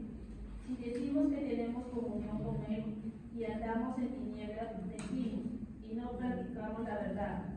Pero si andamos en luz, como Él está en luz, tenemos comunión unos con otros. Y la sangre de Jesucristo, su Hijo, nos limpia de todo pecado. Muy bien. ¿Ya les puse acá? Entonces está diciendo Dios es luz, no hay tinieblas en Él, y lo que nos trata de decir es que los cristianos no pueden mentir cuando están delante de Dios. Si tú continúas leyendo, los cristianos no pueden decir que no han pecado ante Dios. ¿Estamos? Y los cristianos tampoco. Por lo tanto, si son cristianos, acuden a Cristo todo el tiempo. Y lo que nos está diciendo en comparación de todo esto es que Dios no miente. Dios es luz. A ver, ¿Dios es amor? Sí. Es verdad. ¿Estamos? Y le ponemos el check. Pero también es ira. Y es verdad. Mentir es esto. Perdón, es amor acá. Mentir es solamente omitir y no mostrar lo otro. Entonces, como Dios es luz, hermanos, ninguna mentira hay en Él. No hay comunión entre la luz y la oscuridad. No hay comunión entre la verdad y la mentira. Por eso es que los cristianos que estamos acá entendemos y comprendemos que aunque somos cristianos tenemos muchos errores, fallas y pecados. No nos podemos parar y decir, Señor, yo no he pecado en nada.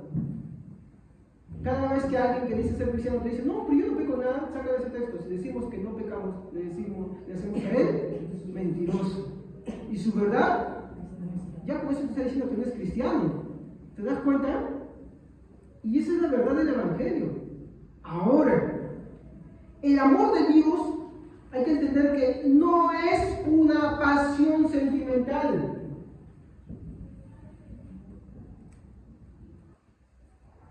No es una pasión sentimental. ¿Por qué es esto, hermanos? A ver. Nosotros los seres humanos tenemos sentimientos, ¿estamos? Y a veces nuestros sentimientos sí nos juegan buenas, pero también nos hacen malas, ¿sí, no? Nos hacen hacer cosas malas también nuestros sentimientos. ¿Por qué? Porque les varían también. Entonces, yo quiero que entiendan acá, Dios en su amor, porque Él castigue, no puede retratarse. A ver, vamos a una cosa acá, vamos a una entender.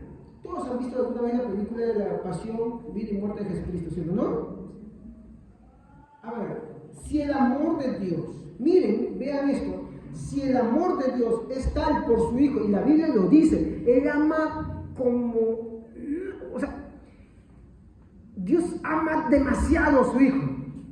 El Hijo también al Padre, ¿ya? Muy bien. Si lo ama tanto, ¿por qué no lo libró de la cruz? ¿Por qué dejó que lo golpearan? ¿Por qué incluso hasta la creación rugió, tembló la tierra? ¿Por qué se oscureció? ¿Por qué lo dejó sufrir si lo ama tanto? Porque no puede anular otro aspecto que es su justicia. No lo puede hacer.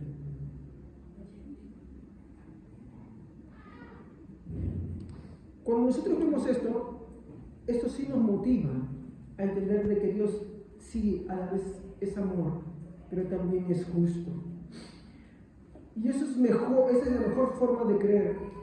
Voy a intentar explicar esto con un caso que vi en la televisión la vez pasada. Resulta que estaban sentenciando a un hombre que estaba en la delincuencia, ¿ya? Y él es avesado, muy avesado. El hermano Willy contó algo ayer en la reunión que me hizo acordar de eso. Y él era muy avesado, ¿ya? Y él, ya, cuando le están sentenciando, la jueza le dice por su nombre, le pida ya. Ya terminó el veredicto y todo eso, dijo te sentencia, tal, esto y aquello. Y la jueza le dice, tú eres tal, ¿no? Yo soy tal. Éramos compañeros de pupitre. Ahí está, hay una chiquita que lo ha visto. Cuando el hombre vio, se sintió en tal vergüenza que lloró y ella le dijo, espero que salgas y cambies tu vida. Fue tal la vergüenza que sintió aquel hombre, fue el llanto ver a su amiga, compañera de toda la infancia, hecha realizada, y que es ella la que le está dando la sentencia. Ella podría haber hecho pues es mi amigo, como muchos hacen hoy, o con un fajo de placas, ¿no? ¿Cierto? Lo que sucede hoy en día, ¿no? Un sicario va por ahí, lo atrapan, y meten un fajo de billetes por ahí y sale suelto, ¿sí o no? Eso es lo que pasa hoy en día, pero no, ella lo sentenció igual. Y el hombre abatido por eso y en toda su vergüenza y en todo eso lloró. Y pasados los 5 años, pues ven, ella va y lo espera en la puerta. Y él mismo lo cuenta, ¿no? Y cambió su vida. Y es que yo les voy a hacer, quiero decirles esto con esta historia que les cuento. Es mejor para los hombres saber la verdad de Dios que la mentira. La verdad de Dios fue lo que provocó los verdaderos avivamientos a lo largo de la historia. Y cuando hablo de avivamientos, no pienso que están ahí corriendo, saltando, dando vueltas, haciendo lecturas así. No. Eso es un falso avivamiento. ¿Sabes qué es el avivamiento verdadero? Una conversión masiva. La gente agarra y cambia. La conducta de la sociedad cambia. El día que nosotros veamos a nuestro Perú, que incluso la gente de afuera deja de delinquir, que hay una retracción, no porque incluso se hayan convertido, sino porque hay un impacto tal en el cristianismo y afuera de la sociedad, que la conducta de la gente cambia, ese es un verdadero avivamiento. Es un verdadero avivamiento. Los que no me creen, en el tiempo de Jonathan Edwards, antes de la independización de los Estados Unidos, se dice que la gente después del Gran Despertar, eso es histórico, vayan a ver el Gran Despertar en internet, vean el video o léanlo, el Gran Despertar de Jonathan Edwards, dice que tal fue el impacto de su sermón, pecadores en las manos de un Dios airado, que lo vamos a enseñar acá también, ¿ya? Que la gente dice, parecía que todo el mundo se había convertido, caminaban en las calles y los días que no había servicios en las iglesias, la gente cantaba himnos en su casa, a la luz de las velas, cantaban himnos.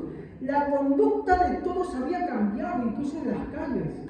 Ese es un verdadero avivamiento, no el falso que dicen por ahí que avivamiento de la iglesia está como un manicomio, no, eso no es avivamiento.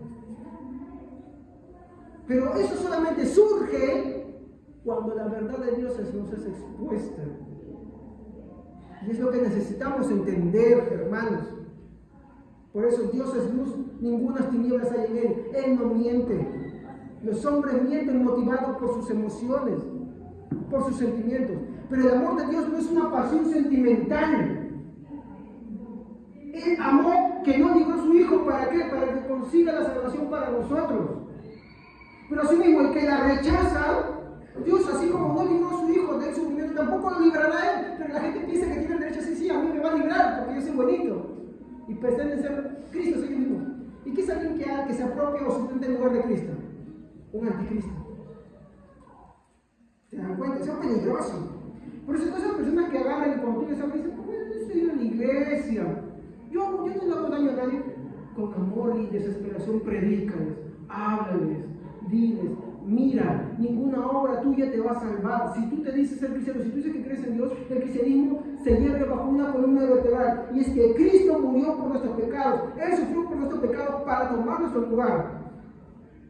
Esa es la columna vertebral del cristiano.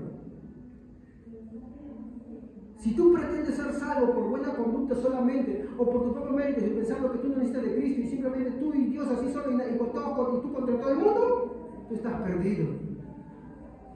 Eres un anticristo, porque te opones a Cristo, suplantas a Cristo. Y como un texto que voy a mencionar en un momento, no hay salvación fuera de Cristo, porque no hay ningún nombre dado bajo el cielo y la tierra en el cual podamos ser salvos, solamente Jesucristo. Por eso cuando en la Reforma Protestante se levantó el grito, no es el Papa el que te salva, no son las cosas, las locuras que se le va ocurriendo al pie de la letra, que María, que la Asunción, no, eso no te salva Cristo, solo por Él, nada más.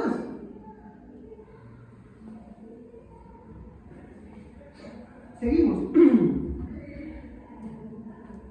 El amor de Dios no es una pasión sentimental que anula las distinciones morales. Hay que entender eso. Dios, mi hermano, no tiene el amor como nosotros. Su amor es puro. Él ama su santidad. Él ama su justicia. En tercer lugar, el amor de Dios, y esto sería bueno que la mayoría lo entienda. ¿De qué se diferencia el amor de Dios del de nosotros? Muchas veces nuestro amor es pasional, es sentimental. ¿Y el amor de Dios será pasional y sentimental? No. El amor de Dios, y esto es lo que a la gente le gusta hablar así, hasta acá. El amor de Dios. Pero es que ese no es el concepto correcto. Es que la Biblia dice que el amor de Dios es santo. Así como su ira no es una ira bestial como la de los hombres que les lleva a hacer el mal, la ira de Dios es santa. Así como la misericordia de Dios no es como la misericordia de los hombres, que es influenciada por muchas cosas, la misericordia de Dios es santa. Todos los atributos de Dios están impregnados por uno en especial, que es su santidad. Entonces, cuando hablamos del amor de Dios, el hombre comete el error de igualarlo a los suyos propios, y no es así. El amor de Dios es santo, y al ser santo es único, diferente.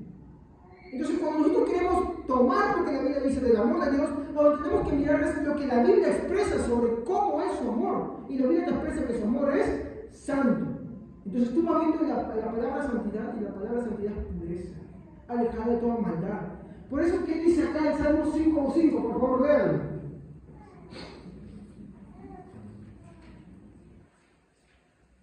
No hay lugar en tu presencia para los antiguos, pues aborreces a todos los malhechores.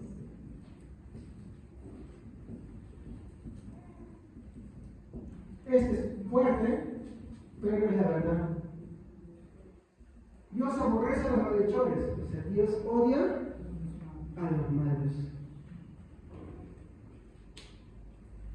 El problema del hombre no es el diablo. El problema del hombre no es los corruptos, los políticos, los maleantes, los ladrones. ¿Saben cuál es el problema del hombre? Dios.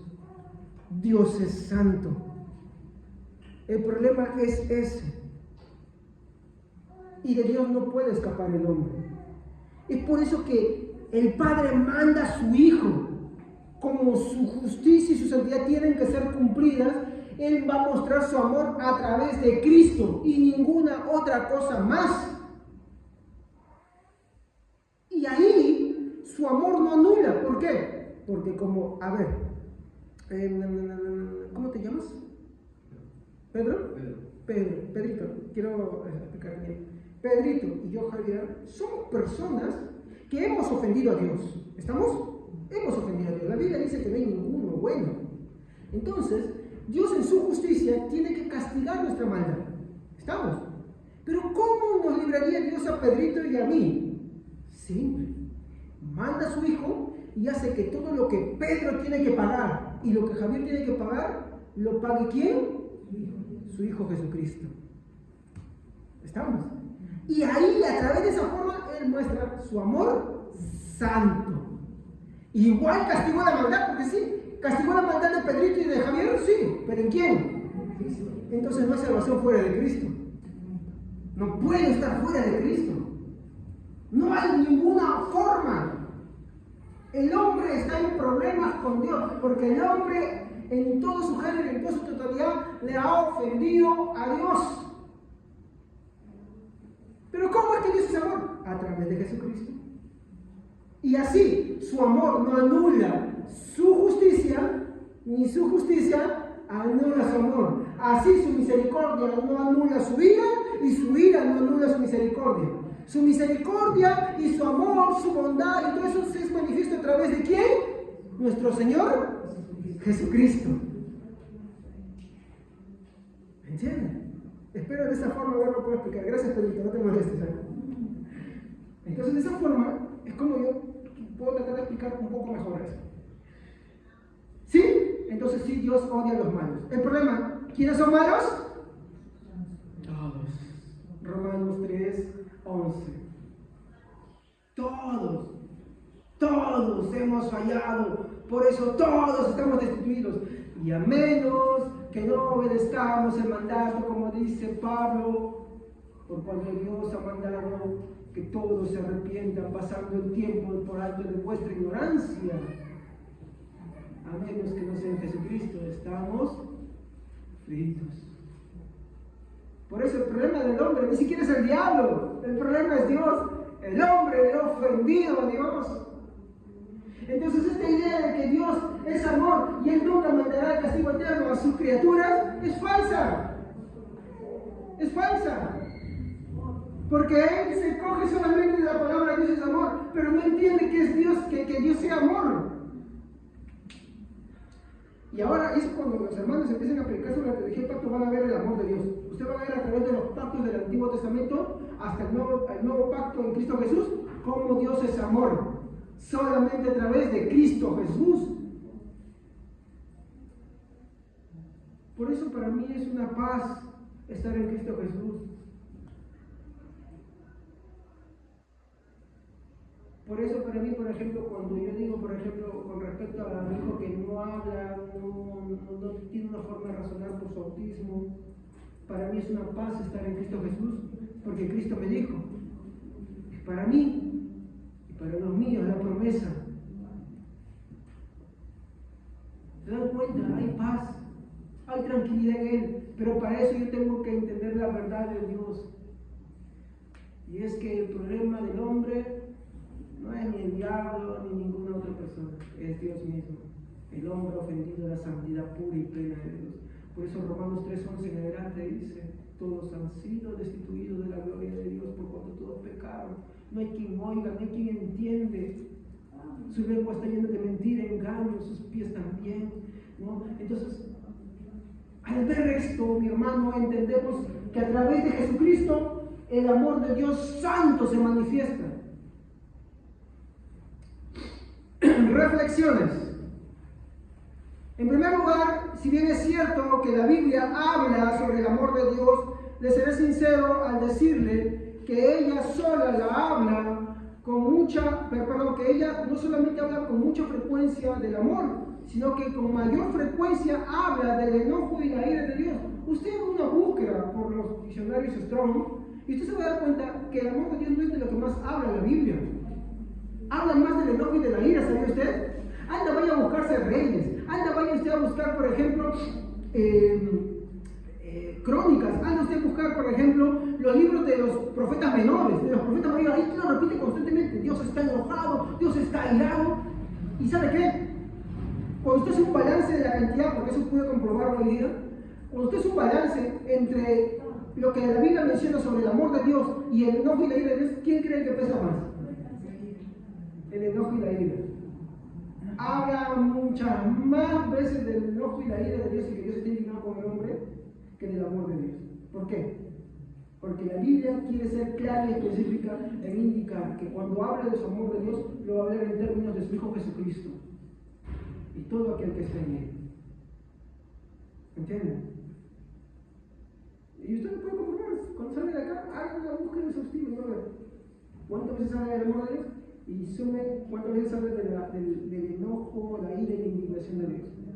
Se va a dar cuenta que habla más mucho del enojo.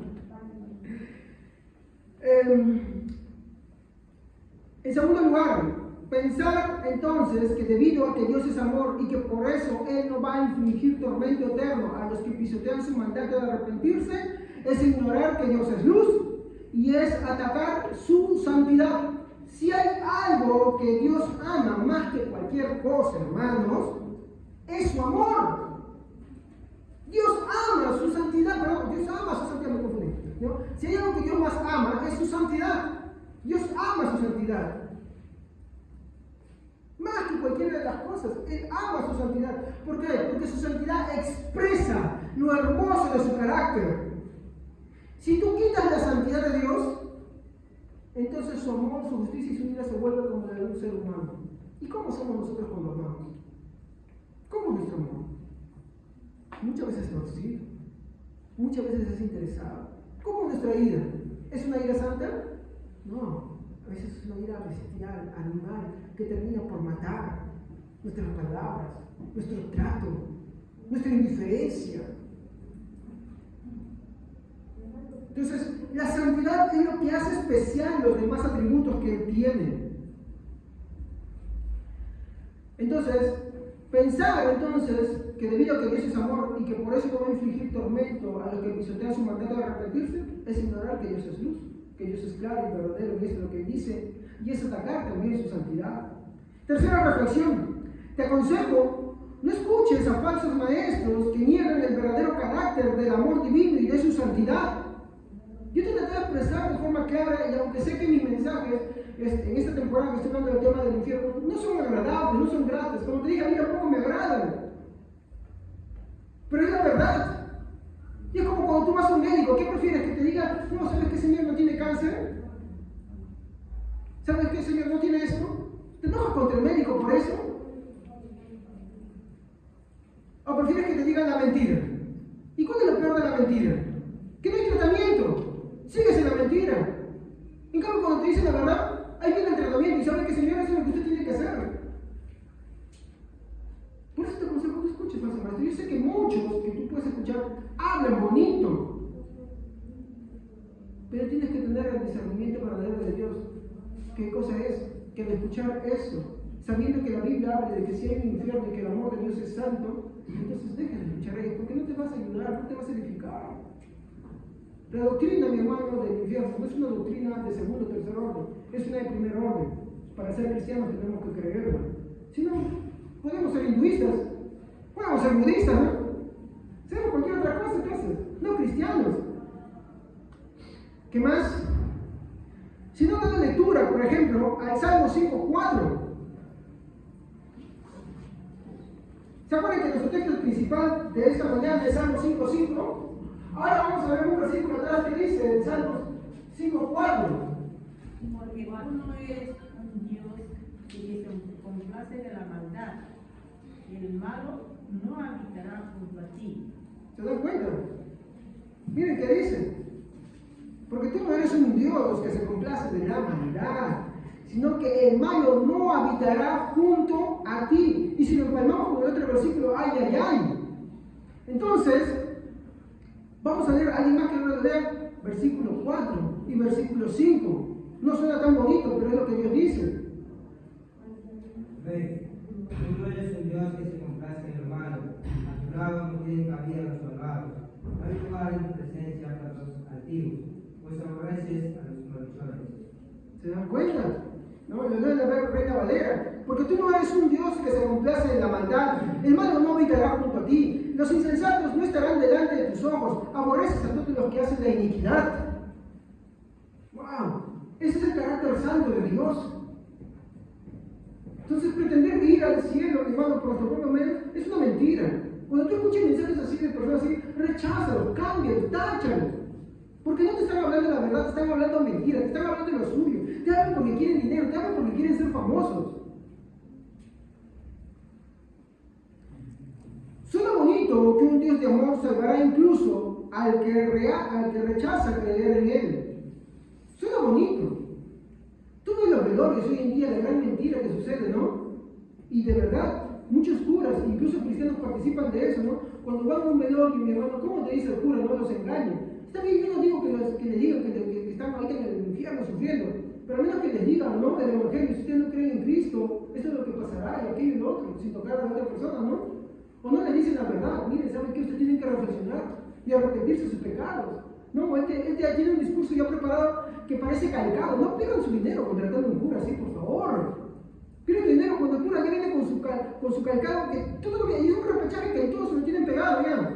Recibamos a nuestro hermano, que ahora está en los brazos del gozo del Señor. ¿Qué te está haciendo? Te está mintiendo. ¿Y qué te está enseñando? Que tú puedes vivir igual y total, el Señor te va a recibir. Pero eso es falso.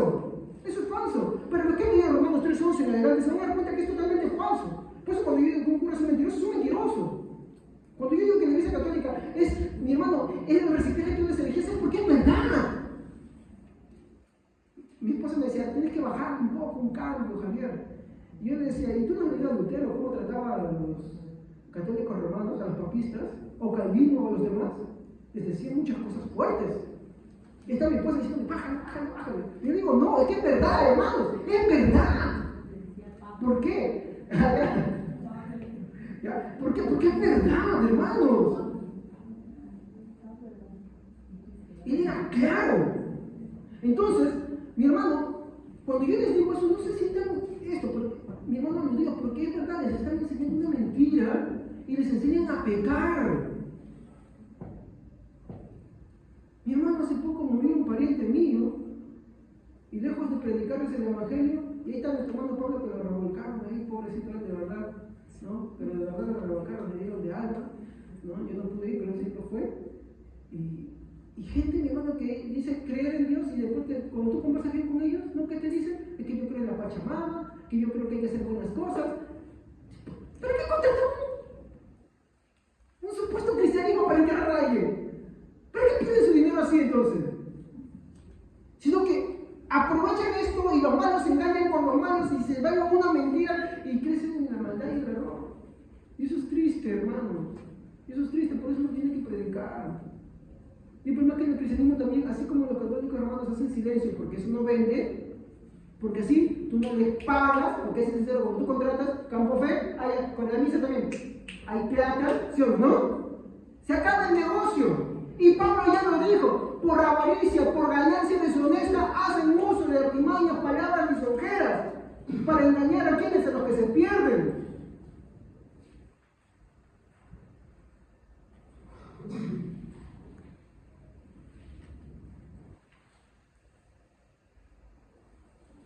O como ya dije, no, aquel que hace buenas obras como justificación propia. Ya hemos dicho que ninguno que haga buenas obras, mi hermano, separado de Cristo, mi hermano, será salvo. Porque tus obras nada cuentan y nada suman. Con esto estoy diciendo que usted no haga el bien y que no obre el bien, sí. Pero no piense que eso suma ante Cristo, ni que eso le va a dar la salvación. No, no, no, no. Entréguese a Jesucristo. Y las buenas obras van a salir solas. Usted las hace por agradecimiento a su Señor. No porque usted quiera al Señor, hago esto y por eso me hace salvar, hago esto y por eso me hace perdonar, no. No. Usted las hace por amor a su Señor, porque está tan agradecido con Él. Es como el árbol de frutas, ¿no? La mandarina no se esfuerza en dar frutas, da frutas porque sí, da frutas, tiene que dar frutas. Hasta da frutas y si no la comen, ahí está, sigue dando frutas. Se llena de frutas.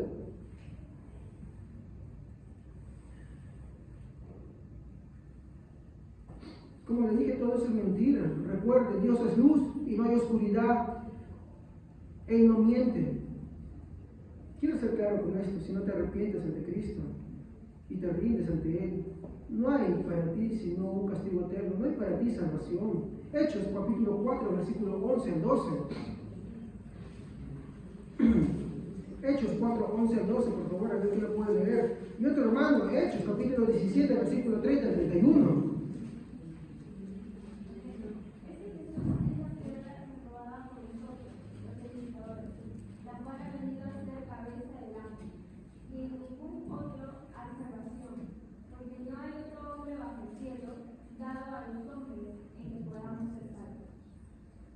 No hay otro hombre, no hay nada, no hay Buda, no hay Alá, no hay San Ptolomeo, no hay la Virgen del Uruguay, de Puchuguay, cuando está allá, no hay nada, no hay San Pedro, no hay Pablo. Pablo decía, ¿qué soy yo? ¿Qué es Pedro? ¿Qué es Apolo? Si no servidores del Señor. Pues el crecimiento lo da Dios, no hay nada. Yo quiero con esto que me entiendan, hermanos, que tristemente en nuestros días existe demasiada apostasía. No hay nada, ni siquiera tú mismo. ¿Quieres ser salvo? Ven a Jesucristo. Dile, Señor, perdóname mi pecado. Ten piedad de mí. Reconozco que ante ti no tengo nada, que soy un pecador.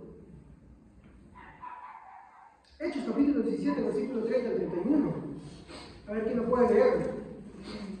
Habiendo pasado por alto los tiempos de esta ignorancia, ahora manda a todos los hombres en todo lugar que se arrepientan, por cuanto ha establecido un día en el cual juzgará al mundo con justicia por aquel varón a quien designó dándose a todos con haberle levantado los muertos. Muy bien, Dios manda, Dios no ruega. Eso de que dicen, ven, el Señor te está diciendo, acepta la oferta del Evangelio. No, el Evangelio no es una oferta. El Evangelio es un mensaje. Y ese mensaje es que Dios manda que todo hombre se arrepienta. De lo contrario, lo que sigue diciendo, Dios juzgará a todo el mundo. ¿Y quién juzgará a todo el mundo? Es el Hijo. Aplicaciones finales. En primer lugar, para mis aplicaciones quiero usar mi texto principal del Salmo 5.5. Mi texto dice, el insensato no estará delante de tus ojos.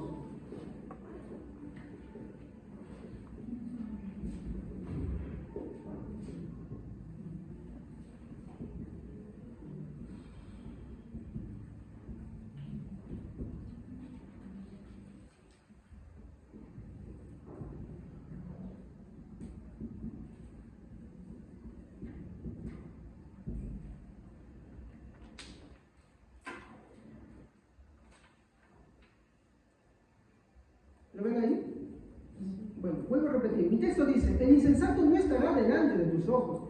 Entonces hago esta pregunta, ¿qué es un insensato, hermanos? Y le respondo, un insensato es lo siguiente. Ustedes lo pueden corroborar de repente en un diccionario cuando se vayan de acá, ¿no? Pero escríbanlo si quieren. Un insensato es las siguientes cosas. Un insensato es un temerario, para empezar. Un temerario porque se expone al peligro. ¿Ha visto aquella persona que, por ejemplo, agarra y corre como yo se cree, Mach 5, no sé, ¿no? Meteor, no sé qué cosa, rápidos y furiosos, ¿no? Que corren así, o por ejemplo, ahora están los chicos venezolanos, yo siempre critico esa conducta, que agarran, aceleran la moto y se paran en una rueda, ¿ha visto? Y se matan. Ya uno juegan en mitad de se han sacado el ancho, ¿no? Eso es un temerario. Un temerario es aquel que juega con el borde del abismo. Un temerario es alguien que no le teme ni hermano al peligro, ¿no? Entonces, ¿qué es un insensato? Un insensato es un temerario. ¿Por qué? Porque se expone al peligro.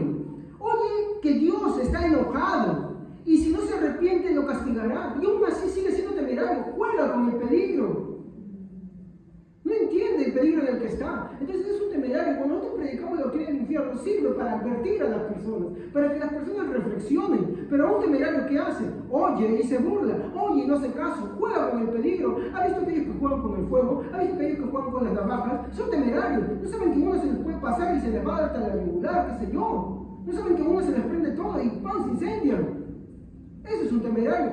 Un temerario es una persona insensata que no entiende en lo que está haciendo, o que le gusta lo que está haciendo por adrenalina, juega con eso.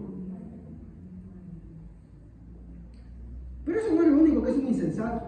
Un insensato, aparte de ser temerario, también es un irresponsable. Irresponsable por cuanto no mide las consecuencias de sus actos. Sabe que Dios está enojado, pero igual menosprecia las consecuencias que desencadenarán la ira de Dios. Un insensato, mi hermano, es un irresponsable, mi hermano, porque sigue haciendo las cosas. No le importan las consecuencias, sabe que Dios lo va a castigar, sabe que Dios lo va a mandar al infierno, pero igualito quiere seguir así. Por lo tanto, es un irresponsable. Eso es un insensato, pero no es lo único. Un insensato también es un negligente. Negligente por cuanto no le importa las advertencias sobre la ira de Dios. En segundo lugar, quiero llevar a esto ahora a otro texto. Para esto usaré Proverbios 1:7. ¿Qué dice Proverbios 1:7?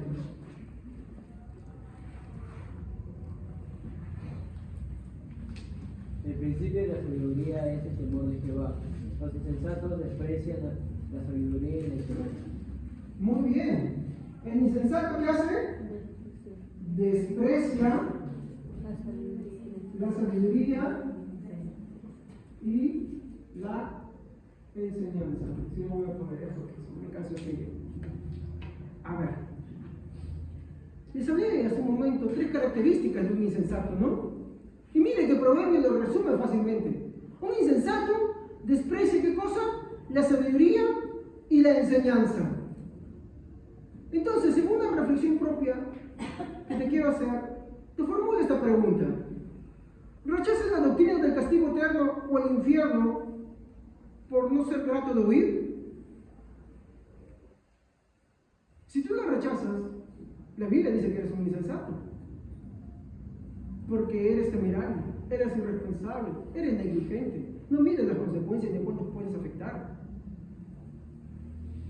Y yo sé, como les dije, esta doctrina no es grata de oír, pero es verdad. No puedo hacer lo contrario. Si eres negligente, irresponsable o temerario, seguro la rechazarás. Si te hace llamar cristiano, recuerda, el mismo Proverbios 1:7 dice, por favor, ¿quién lo tiene? ¿Lo puede leer al principio? Ven, el temor del Señor es el principio del conocimiento, los necios desprecian la sabiduría y la disciplina. En mi versión dice, el principio de la sabiduría es el temor a Jehová. El principio de la sabiduría es el temor a Jehová. El insensato rechaza la sabiduría, el insensato rechaza la enseñanza. Volvamos otra vez ahora a Salmo 5:5. El insensato no estará delante de tus ojos.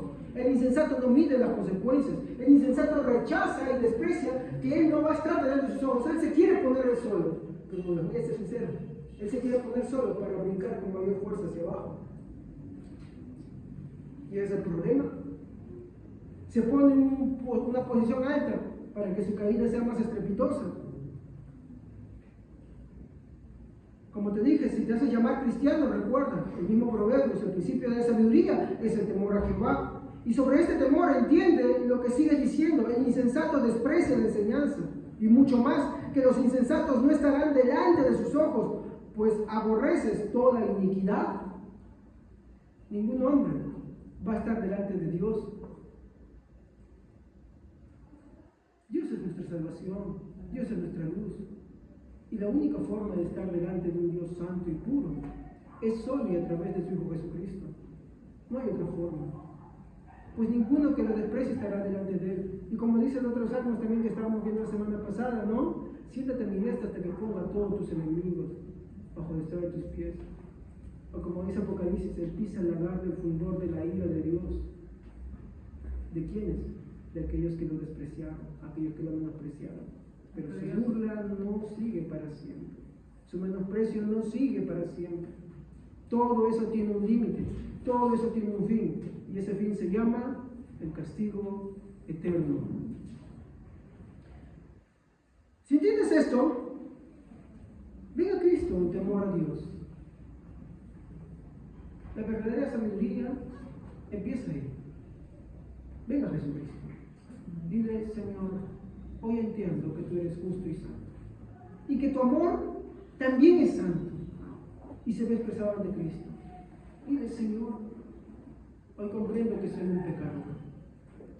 Y que tú mandaste a tu Hijo para no sufrir el castigo eterno. Perdóname por ser un rebelde. Perdóname por ser un insensato. Y hazme un hijo tuyo. Vamos a ponerlo. Padre, te doy gracias en esta mañana por tu palabra que tú me has dado, Señor. Te ruego, Dios mío, que tú bendigas grandemente cada uno de los que se encuentran aquí presentes. Que tú, Señor, nos ayudes a poder agarrar y tomar en serio tus palabras.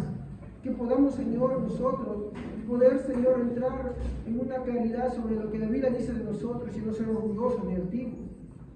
Entender cuánto ha sido tu amor a través de tu Hijo Jesucristo y que por ese amor en Cristo Jesús tú nos has salvado. Por ese amor en Cristo Jesús tú lo mandaste, si no lo libraste de la cruz, sino que sufrió ahí y pagó por todos nosotros. Pero que asimismo, que también nosotros enseñemos todo esto a los demás. Que les enseñemos cuánto Cristo padeció y todo, para que no vayamos a ese castigo eterno. Porque tú estás indignado contra el hombre y tú no dejarás impiedad que la impiedad prevalezca, porque ningún impío estará delante de tus ojos, ningún insensato estará delante de ti, ninguno prevalecerá delante de ti. Y es así en esta reflexión que nosotros glorificamos a Cristo Jesús por la salvación tan grande que nos has dado. Y te pedimos, Señor, nos des ese amor también por los demás, para predicarles y decirles cuánto Dios ha padecido. Y ahora, por lo tanto, Dios manda a los hombres que se arrepientan. Gracias te doy por todo esto en el nombre de Jesús. Y te pido que haya quedado en el corazón de cada uno de tus hijos, para que lo ponga por obra. Gracias. Amén.